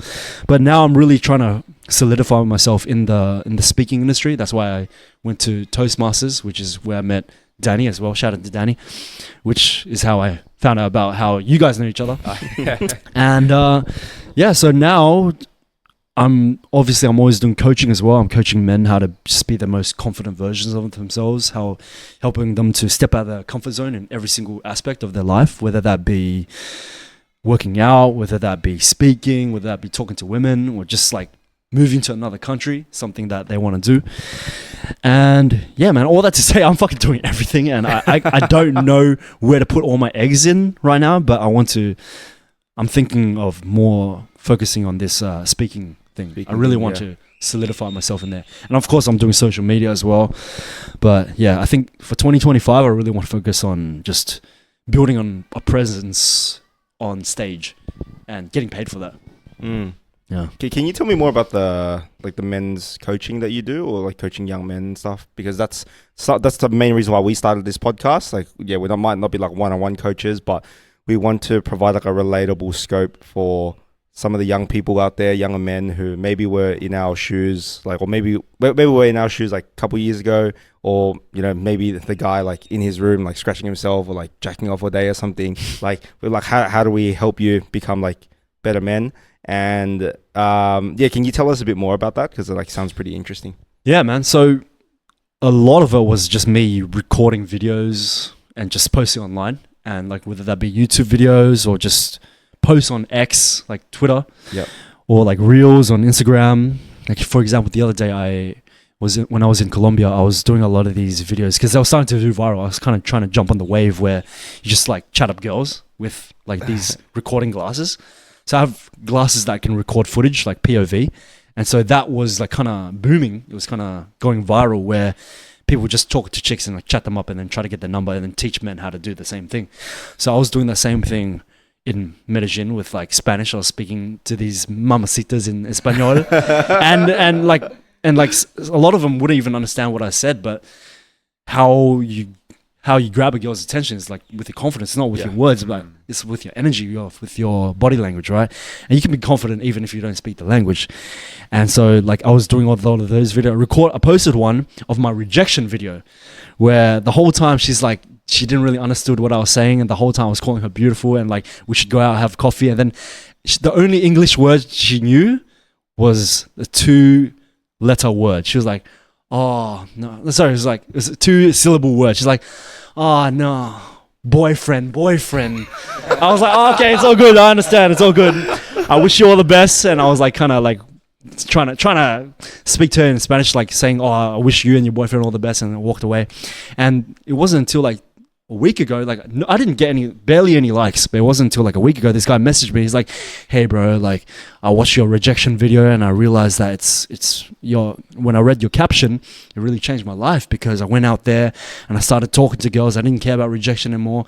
It really changed my life with the women, and it really changed my life at the workplace as well. And I was like, damn man, this is why I do what I do, man. Just like not for the money. The money's good as well, but this is what makes me feel fulfilled, where I'm like, damn, like I'm really changing someone's life.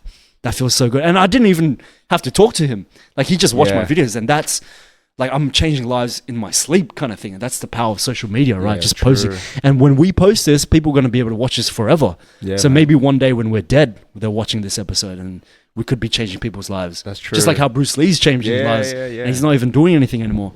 So I love what you guys are doing. That's why I really resonate with you guys recording this kind of stuff, and why I'm so grateful to be the first guest to pop the cherry, that cherry. Yeah, because like I'm just my new house as well. You know, and the new house, the first time, the last time as well. But yeah, this is why I'm so grateful to be a part of this thing, and I'm so grateful that you guys asked me to be the first guest as well, because this is something that the world really needs right now. Yeah, and it's something that especially young men need, because young men they're like invisible, especially the ones that are in the bottom 50%. Because like for girls, they're like, okay, if he's not hot, he's nothing. He's not even a person. He doesn't exist. He's a ghost.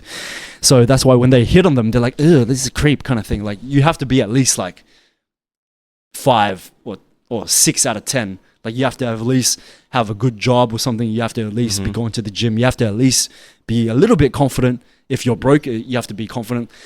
Whereas for girls, like, you just have to like exist. Yeah. And a guy, even if you're like, okay, I don't want to like shit on like ugly girls, but there's ugly girls out there, right? But they'll still get attention from guys because guys are always trying to fuck, right? Exactly. But not every, like, most guys would just fuck any girl. Most guys. I'm not saying like us, obviously not, as we have standards, but most guys would just bang anything that moves, right? But not most girls would bang anything that moves because of course if they get pregnant, they're fucked as well. So like, men have it bad right now. So this is why, especially in the age of social media, bro. Exactly. With the OnlyFans and all this shit, it's so easy to be a low tier male because there's so many temptations out there.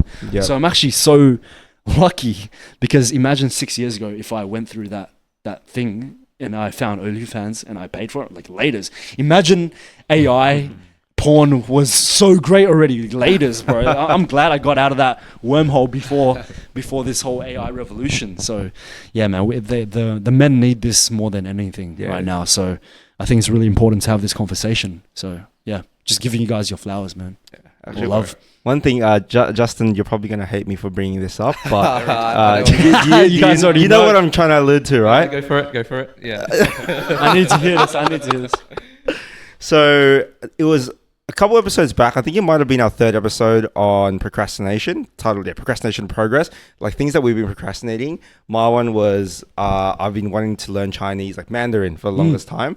And Edmund's one was I just wanted to have like a super productive day without getting distracted. Yeah, and Justin's one was cold approaching girls. Oh yeah. So, and then we touched on it again. We always touch on it a little bit in every episode because sometimes somehow it just always goes back to that topic, and then we're like, are you gonna do it? And then, but I feel like my one's the hardest. It is. It's pretty hard. I didn't say so. Yeah, but you're the one that said. But that's gonna make you know the most. Yeah, and you just went and you just did a great mental workout over the weekend as well at your retreat. So you should be in the right mindset for it as well. So can you maybe give some like brief one-on-one coaching with Justin or something? Maybe obviously he can see you for your paid services later on. But I'm happy to.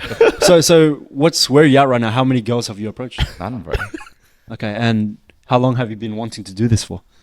It's one of those things where it's like, in the back of my head, it's like, oh, this seems like something good to do. Just get over it kind of thing. Yeah. But never done it. No, but like, how long have you been thinking about wanting to do it? Oh, bro. Probably since I was like 18, like 10 years or something. 10 years, okay.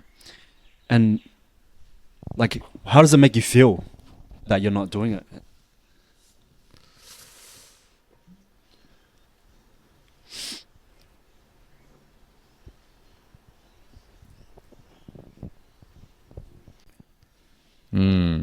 I don't know. I don't like.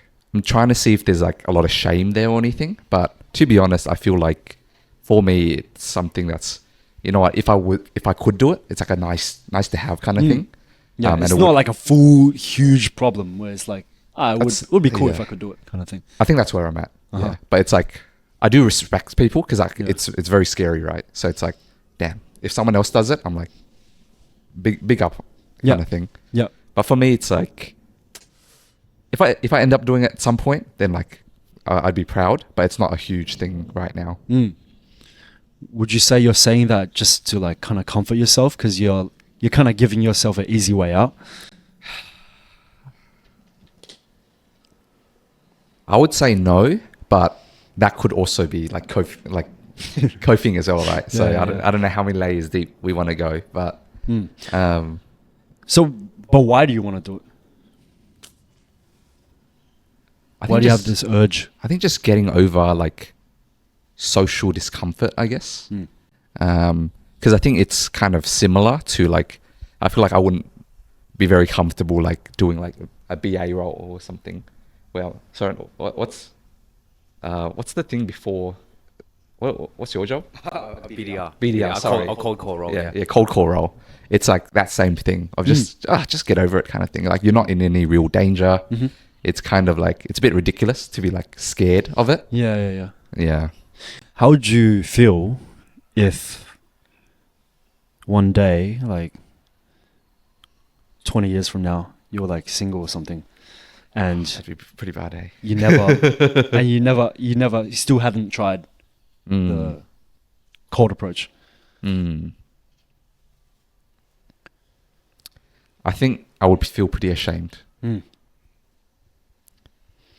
Yeah. And so what's stopping you from doing it this weekend? First thing that comes in mind. Don't think. Just, I know there's thoughts in your mind right now. Just let it out. There's a few things. One, it's like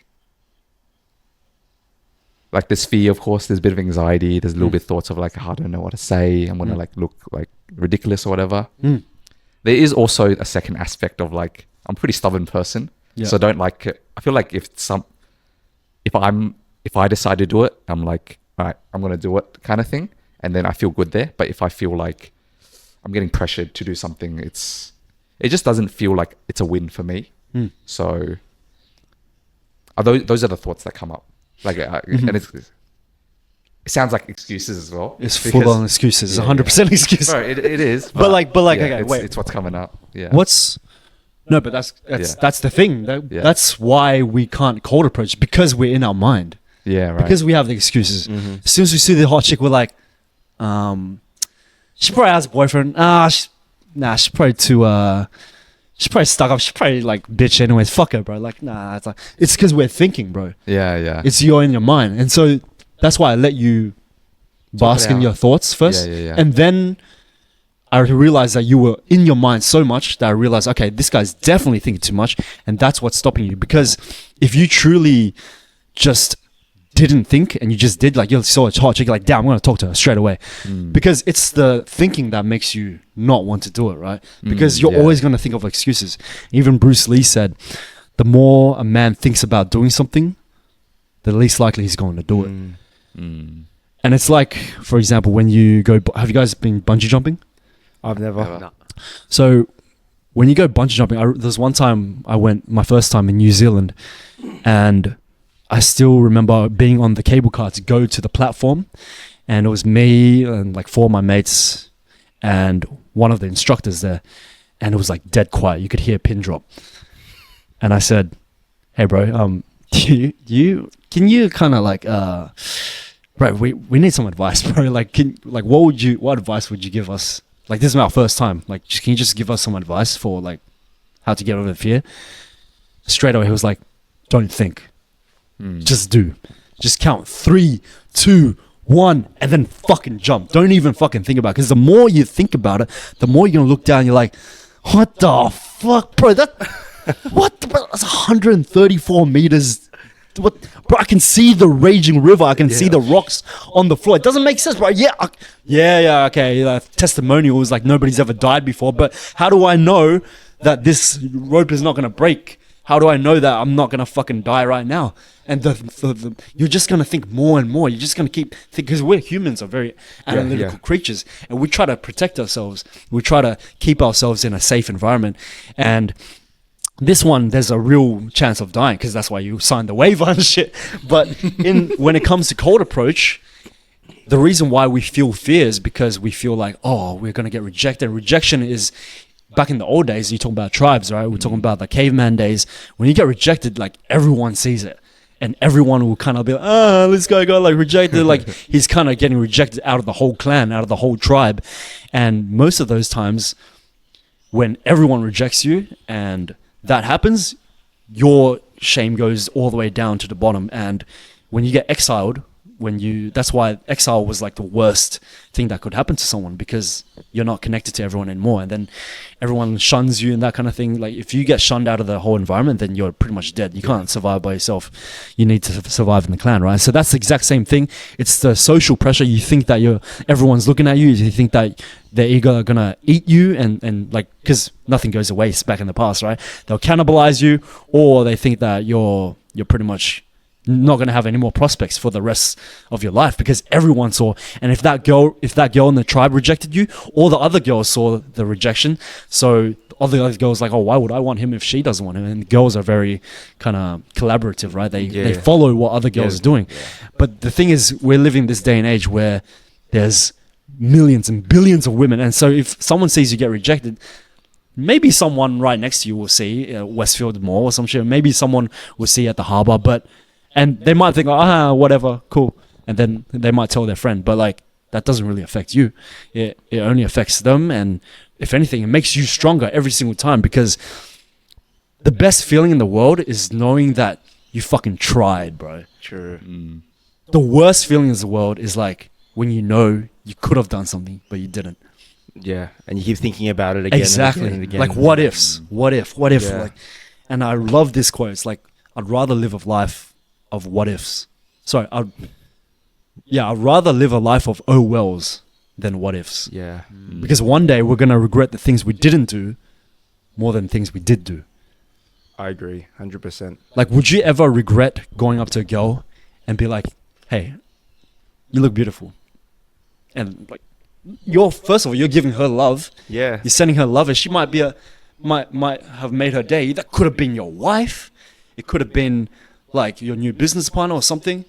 And even if she slaps you in the face, you feel better because you're like, I fucking did that shit. God damn. All right, on to the next one. Bro, so many times where I approached girls and I got her number and I didn't even like call her because I was like, I got even more than what I wanted. Like, I just feel fucking amazing. Yeah. So all that to say, man, yeah, just next time, if you truly want to feel this dopamine, this natural dopamine, because it's like, you know that nobody else is doing it as well. So that puts you head and shoulders above the rest, and you kind of feel like your status improves because you know that most 90% of men would never try that. And so that makes you feel better, and that makes you just become a different beast, bro. When you do that, you just start to walk differently, you start to talk differently, you start to dress differently, and just the way you carry yourself. And that is ultimately what attracts more women, because they don't know that you got rejected, but they know that this guy's walking a certain way. Like, damn, like, why is he so confident? He must have something. And that attracts more women. And then you don't have to approach them anymore, because then they approach you. Come to you, yeah. Yeah, so it's a ironic thing, but it's like kind of like a paradox. But yeah, if I could give any advice to any guy out there, it's like, you just gotta fucking get the ball rolling. Even if you try to kick the ball, you miss, like, you're still getting some momentum, because you guys do cold calling. I do cold calling as well. I'm sure you guys feel the feeling, and I don't know if you have fully got numb to it, but no, I haven't. I still feel it, bro. So even sometimes Monday 9 a.m. cold calls? No, they're the worst. Exactly. It's because for those 2 days you haven't been doing it, right? And it's like a skill, right? You just got to keep doing it. And muscle, pretty much. Exactly. And we all have to warm up to do something. Even Monday 9 a.m. you're like, oh fuck, I really don't want to do it. But once you get into it, once you make the first call, it's like, oh, it's not that bad. And then you build the momentum.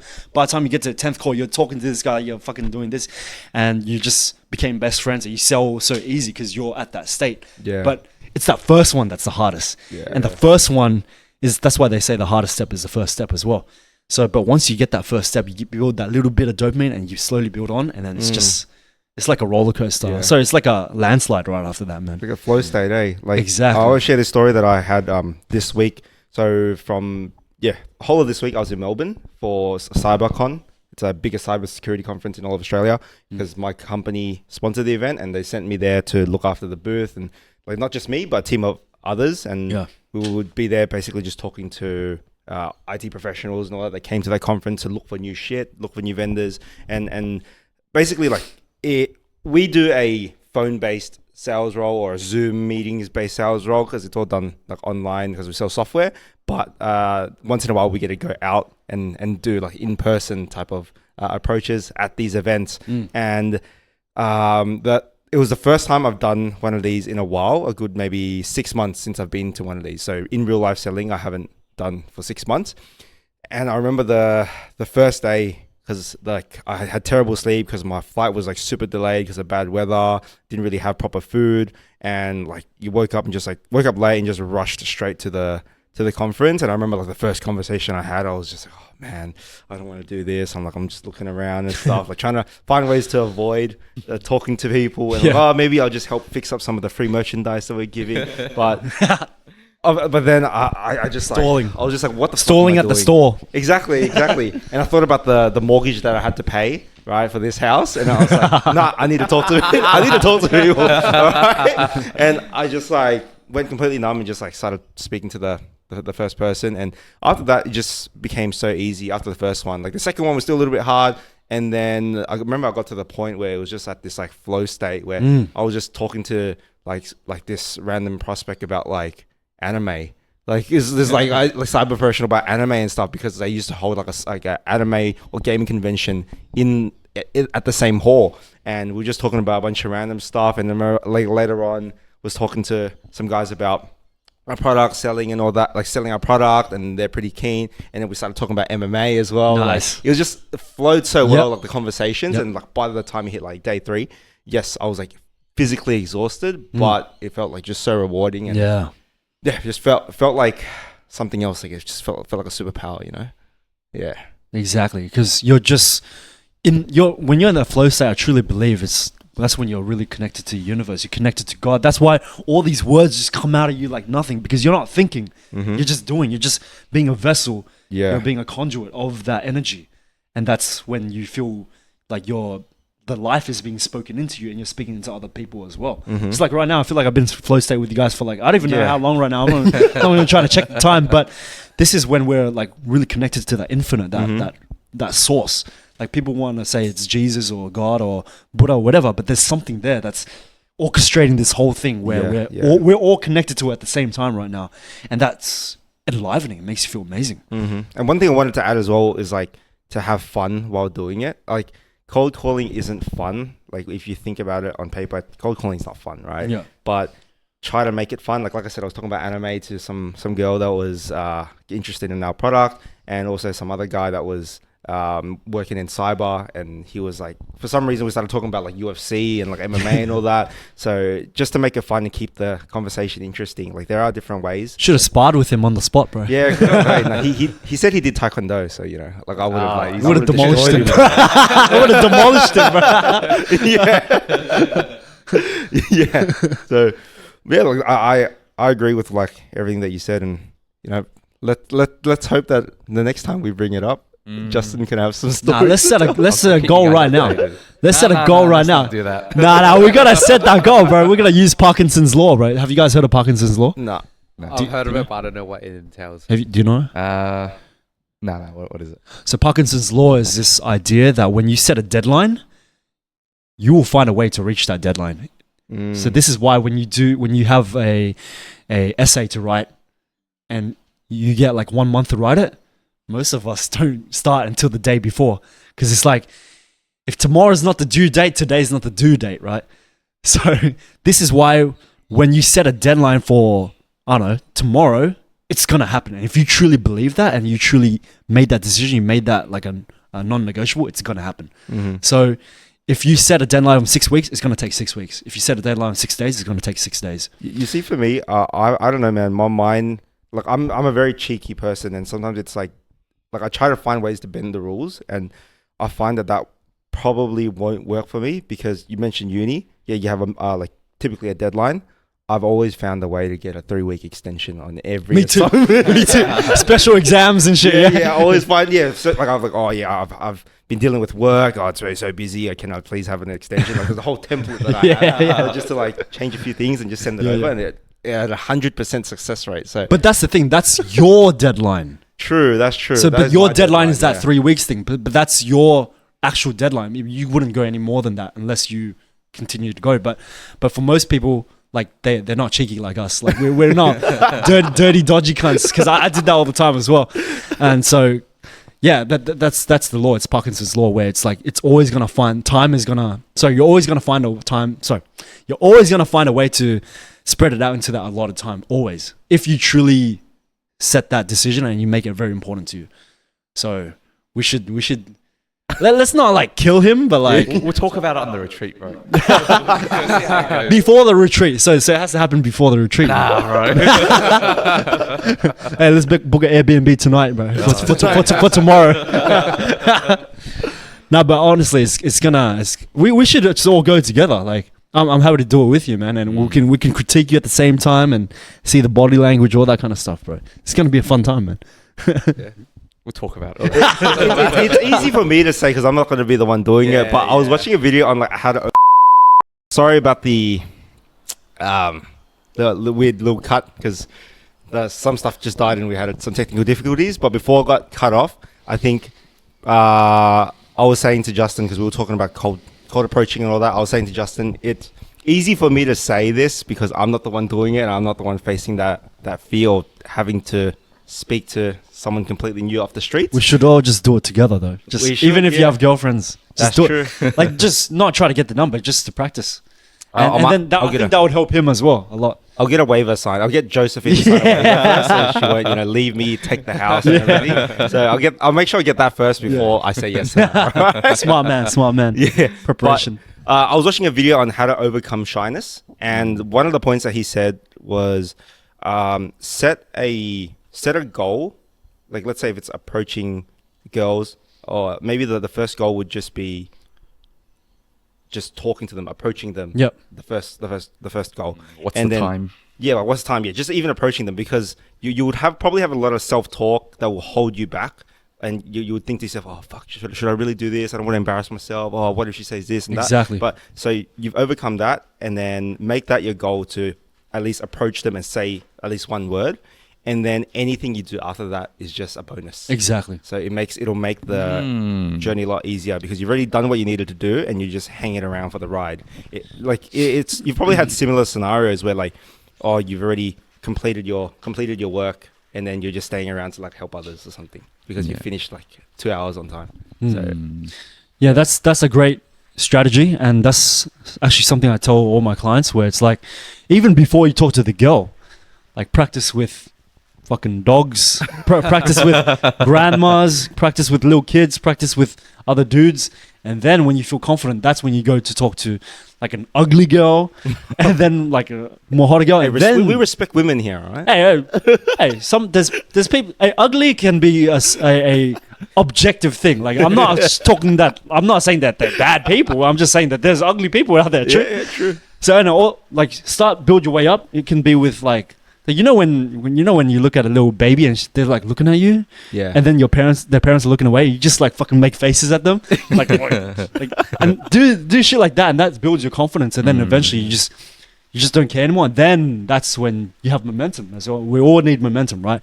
And then also don't set the goal of like, I gotta get her number, because then that's such a high goal, and when you don't get it, you're like, fuck.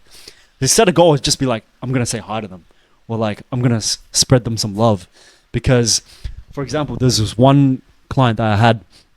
He was going up to everyone and was trying to high five them because he was trying to build this social courage.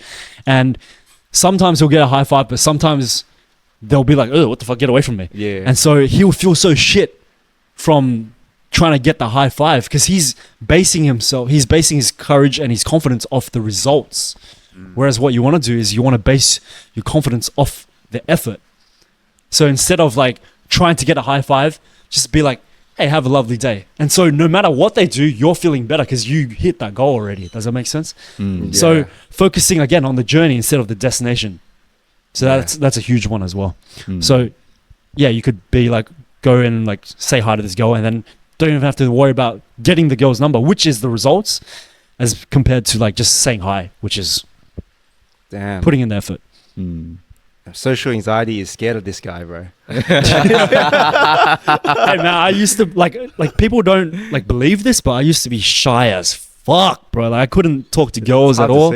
Exactly, because I've been putting in the effort, right? But because back in the days, bro, I used to always chat these girls up on MSN. I was the most smoothest talk on MSN and everything. But when it came to talking in real life, like couldn't even make eye contact, nothing. And I would always base my confidence off the girl. Like if the girl was nice and talkative, I was going to be talkative. But if she was shy, I was going to be shy. But that's not masculine energy, right? So you need to be the rock. You need to be the one that influences the energy in the room, not be influenced by the energy. And it's been a long journey, guys. Let's just say I've seen a lot of shit. I've seen a lot of no shit. I've seen I've gone through a lot of shit where it's like, fuck, okay. Like, what's the worst thing that could happen? She's not going to bite my face off. If she does, I'm probably going to enjoy it, bro. So yeah, man, it's just the reps, putting the reps in, eventually it's just going to become nothing. You're just like not phased, and you feel like bad for not putting in the reps away, because you could have done it, kind of thing. And again, it goes to the feel of like you're gonna regret the things you didn't do more than things you did do, and one day, 1 year from now, you're gonna wish they started a year ago. So what the fuck are we waiting for? We're going this is all we have, right? Today is all we have. So let's fucking go right now, bro. We'll get you, bro. It's a steady process as well, but we planted the seed, and it's just have fun. Just like you said, bro. Just have fun, bro. Just have fun, man. Because again, a lot of these men, they're so scared. They're like, oh fuck, like I need to get her number, or what if she doesn't like me? But like, what if you're just going just for yourself? Because we're too worried about what they think. Like, how do we even know if we like this girl? Maybe she's just a pretty face, but she got a shitty personality. Yeah. That's another huge reason why guys are so scared to talk to these girls, because they put this girl on a pedestal. Yeah. They value her so much just based off her looks. And what that does is that shows that you're a shallow person, because you're literally thinking that she's a goddess just because she's hot. And so when we put them on a pedestal, we're looking up to them, and that's when they look down on us, right? So obviously the conversation, the interaction is going to be horrible, because women want to be looking up to a leader. They want to look up to someone that's going to chart the course. There's going to be the captain, right? And when we put too much value on them, that's when we're just focusing too much on the outside. We should focus on the inside and just think to ourselves, like, don't qualify this person yet. Like, we don't know if they can afford our service, right? If you guys go into cold calling, a lot of these people, they're scared of this person, but we're the ones that actually the leaders. We should be seeing does he have enough money? Does he even have enough time to commit to our program? Does he even have the funds to buy our program? So a lot of us have that scarcity mindset, but we need to put the value on ourselves. Like, no, we're the ones that are going to bless their day. We're going to give them a smile. We're going to help them feel better about themselves. They're probably going to go tell their parents, like, I just got approached by this guy, and like, I feel so good. Like, you build the confidence by approaching them, right? So it's little subtle mindset shifts like that help you to be like, okay. Yeah, true. It's not all about the looks. It's not all about that. Made me realize, even in the realm of sales as well, like I used to get really, still do sometimes, get really nervous when talking to C-level executives. Like I'm typically talking to like CTOs or CISOs, Chief Information Security Officers, and we put them on the pedestal, right? Because they're this C-level, they don't want to talk to me. I'm just going to be a pesky salesperson. They'll probably say no. They'll probably get a bunch of these a day, and they probably do get a bunch of these a day. But at the same time, having that mindset shift, and we do sometimes talk about it in like sales training, where you're trying to balance or change the status quo.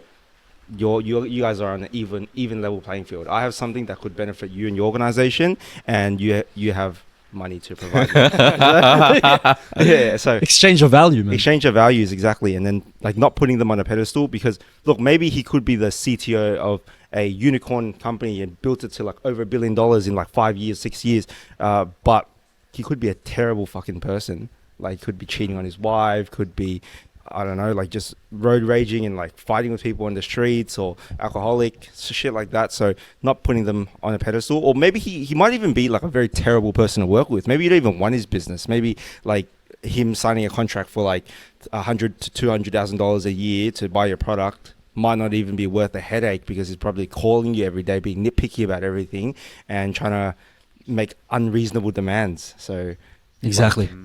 Yeah, changing the status quo and not putting them on a pedestal, and trying to rewire that is it's a bit difficult at first, but I think that's something I'll probably need to work on a bit more. Yeah, it's a change of perspective, right? Just changing the way you see things, because again, it's like, if you know that you have value, you know that you could change this guy's life, you know that you can really double their business, you know that you can help them lose weight, then why would you not? It's your duty to talk to them, right? And this is another huge reason why men have anxiety when approaching women, is because they don't really believe in themselves. They don't think that they can have anything to offer. So when they're approaching girls, they know that they're just there to take. They're just going to take the titties. They're just going to take that ass. They're going to take the nice face. They know deep down themselves that they don't have anything to offer to this beautiful lady, right? So that's why they have fear, because they know that they're a fraud inside. But if you're confident in yourself, you know that you're working out, you know that you're not jacking off, you know that you're a confident person with your leadership skills, then you see yourself as like, yeah, I'm doing a disservice. Like, I could change that woman's life. Like, I could really lead her into a better life. Like, how do I know that she's not struggling with her life right now? How do I know that she's not able to just fix her finances or anything like that? Whereas most people, they know that they have nothing to offer. That's why they're like terrified, because they're like, oh fuck, I'm just gonna go talk to her just to waste her time, kind of thing.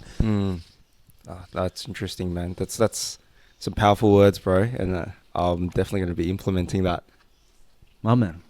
Because you know, like, if it goes back to the products, it's like, if you know that you could fucking, what do you sell right now? Password management software for enterprises. If you know that you if you know that you could help him like secure his passwords and help with his cybersecurity, and you're not doing anything, then you're feeling bad about yourself, right? Because truly, you're going to change his life. You're saving his life, so you have the responsibility to talk to him, right? So that makes you more confident, because you're like, no, I'm going to change this guy's life.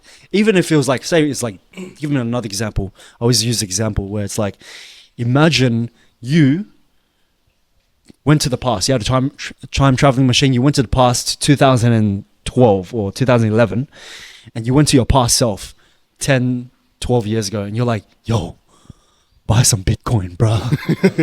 Buy some Bitcoin, bro. And he's like, nah, man, that's a fucking scam. You're like, shut the fuck up, bro. Buy some Bitcoin. Trust me, bro. It's going to save your life. It's going to save my life. It's going to save mom's life. We're going to be able to buy a house. Bro, you're not going to hold back, because you know you truly have confidence. Yes. You have conviction. You know that it's the truth. And so if you have that level of conviction, then there's no fear. There's not, because you know that you're gonna shake that person's life. Buy the fucking Bitcoin. Wake up, date me, bro. You trust me. Come on this date with me. I'm gonna change your life. But you have to have that level of conviction, and most people don't have that. And so, again, this is why it's so important to work out. It's so important to get your finances right. It's so important to meditate. It's important to journal, and get yourself right before you even think about getting with girls. Yeah. It comes with, like, confidence comes with a lot of preparedness as well, hey? So, yeah, that's something I like really agree with. One last question before we wrap up, and maybe if you guys had a few questions, but my question revolves around so you mentioned that you've been approaching girls during your travels in Mexico and Colombia and South America, and you're using this broken, like, Spanglish, right? Yeah. Speaking to them. Yeah. And I have a hard time talking to prospects in other countries, because I not only look after WA, not only service customers in Australia, I also have clients in East Asia as well. And Edmund has faced this challenge as well, because he actually works with me. So he helps to support me in the region. And when it comes to contacting like an inbound lead from Japan. In Japan, they don't speak English. Like most people don't speak English there. And when I call them and their English is like super broken, I tend to feel really shy and like awkward and like, oh man, what the hell am I doing? Like how would I overcome that? Like what's your tips? Because you're approaching these like stunner women in Colombia with like, you know, I don't even know, first grader, kindergartner, Spanish. With so much confidence. Yeah.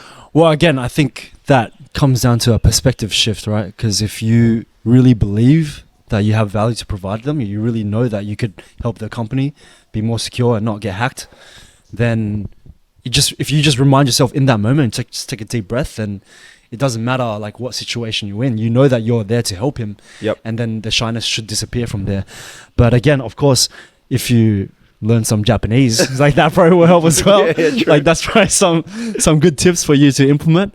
But yeah, man, just the basics. Or like I could, if I was you, this is what I would do. I would probably just get like a Google Translator and have it ready. So you could, because what do you do right now when you're in that position? Do you just freeze and like not say anything, or what happens? What's the process? Well, I still try to speak in English. Like I go from speaking to how I'm speaking now to like maybe sixth grader English, and then down to like second grader English. It just gets like a lot simpler, and to the point where they just hang up on me. They still don't understand yet. So are you saying you're like shy from the get go, or like you continuously get more and more shy? English, because I'm just like, fingers crossed this guy speaks English. Hopefully he works in tech and all that. And he sent the inquiry in English. Hopefully it wasn't Google Translate. And then as soon as they're like, I don't know any Japanese, and then they're like, nandeyo or something. And I'm like, Nandesu ka? oh crap. Like, and then I feel that shyness just like taking over my body. Like, so it's a gradual thing. It's a gradual thing, yeah. But it's gradual, but it hits like pretty fast as soon as I realize that he doesn't speak English. That I don't speak English like at all. Yeah. That's really interesting. I've never been like in that situation where it's like I get more shy, because for me, like back, if I don't warm up and stuff, like I'm kind of like shy from the start, and then I build momentum kind of thing. Maybe it's like uncomfort and like awkwardness. Yeah, maybe it's not shyness, because I don't think you're like, you'll just become shy. Like, yeah, it's like mainly awkwardness. Yeah, and I think that, I don't know if there's any way to change that scenario, or if there's anything I could have done. But like you mentioned, maybe Google Translate preparing some stuff. But I don't know if there were any cues that you would remind yourself of. Well, like what you said, like was preparation helps a lot with confidence, right? So maybe you could prepare like what are the things that they usually ask. Like maybe next time, if you could like are the conversations recorded? Yeah. So maybe you could like put into Google Translate the old recordings, and then translate, and then kind of figure out what he was trying to ask you, and then on the next time when you have a call that's coming in from Japan, you know it's going to be Japanese call, then you kind of have an idea of what he might ask, and then you have ideas of what you might be able to say as well. So the preparation is the key to help you as well with that. Yeah, like maybe that's one thing, and I think another thing would just be to breathe and like look from a third person perspective and be like, this is a pretty funny moment, yo, because like this guy's trying to talk to you, nani? Like he's trying to talk to you in Japanese, and you're like, oh, I don't know what to say. So if you pull yourself out of that, you look at it, you're like, that's pretty funny. Like if I was there, I would be cracking up the whole time at you. So I think just to step back and realize that have fun as well. Yeah, true. That's a pretty hilarious situation. Yeah, so I think preparation and just perspective. All right. So you're saying I should watch more hentai? Yes. Okay. 100%. Yeah, nice. Well, but before we wrap up today, do you guys have any other questions for Brendon? Not really, not for now. Maybe if I do, I'll ask you off camera. Awesome. Thanks for coming on, man. Thanks for coming on. Thanks for having me, boys. We should do some hugs, man. Some hugs. Yes, sir. Hugs. Yeah. Group hug. Yeah. So yes, sir. Okay, guys. If you guys are not watching the videos, we're hugging right now. Good. But can you tell the audience like where they could find you? Like I know you've got multiple facets of like businesses that you're looking into, but what's your Instagrams or whatever they can find you on? Yeah, so right now I'm like pretty much I've got like pretty much like every social media, but I'm focusing mostly on Instagram. So Strong Scholar on Instagram, STRONGSCHOLAR. And most people ask me like, oh, where's this name come from? Like, are you just like a fucking narcissist or something? Which I probably am. But it's actually my Chinese name, which is like Bong Kiang. But when you translate it to English, it's Strong Scholar. Oh, that's sick. I know. I feel gangster as fuck, bro. Shout out to my uncle for naming me that. Hey, I'm curious. What about Mavericks? Like I see that your handle used to be Mavericks, and you still have Mavericks on your IG. Oh, that's a long story, bro. So I'm probably gonna keep that for the next episode. But easy. When you guys have me on for next time, but yeah, that's a long story, bro. Yeah. Thank you guys. I really want to thank you guys for having me on board. to pop the cherry, and Yeah. we just had a good time. I feel like it just flew. I didn't even realize it was like 2 hours, just like that. And it was nice because I was really shy coming into this podcast because I haven't. First of all, I never met you guys. Never met. What's the name again? Josephine. You have met. Joseph- You have met No, oh, Josephine. shit, you met her at Listen Out a couple of years ago. No way. Yeah, Shit, that was yeah. ages ago. So she looks really my bad. offended Sorry, right now. Josephine. My bad. But yeah, it's been a long time, and I haven't seen Lawrence in like ages, maybe like a whole year. Yeah. So I was like feeling just really shy in myself. So I had to psych myself into it. So thanks for helping me build my confidence again. Like relive my shyness and my had to warm up. So it's kind of trying to lead by example as well. Yeah, no, you've been a really good first guest, man, and we were a bit picky on like who would be our first guest, and we decided to like wait till like the 10th episode after we started getting like the ball rolling to bring on our first guest. But I think it's been a really good first guest, and yeah. Damn, man, you guys like buttering me up so hard, man. Just chuck me in the oven right now, bro. Just put me in the oven, bro. Nah, but what I'm really looking forward to is that retreat, man. That's gonna be really good, and I think it's gonna be really great for not just all of us, but if we can invite some men that are looking to grow, scared, they want to step out of their comfort zone, and yeah, man. Yeah, let us know if you guys wanna. Yeah, you guys be keen to do a backdoor banter retreat. Yeah. So that has a nice ring to it. Let's go. Well, thanks for listening and watching, guys. I'll leave Brendon's socials in the description below, and also you follow us on Backdoor Bants on Instagram and Backdoor Banter on TikTok and all that. And yeah, thanks for watching and listening. Peace. See ya. Peace.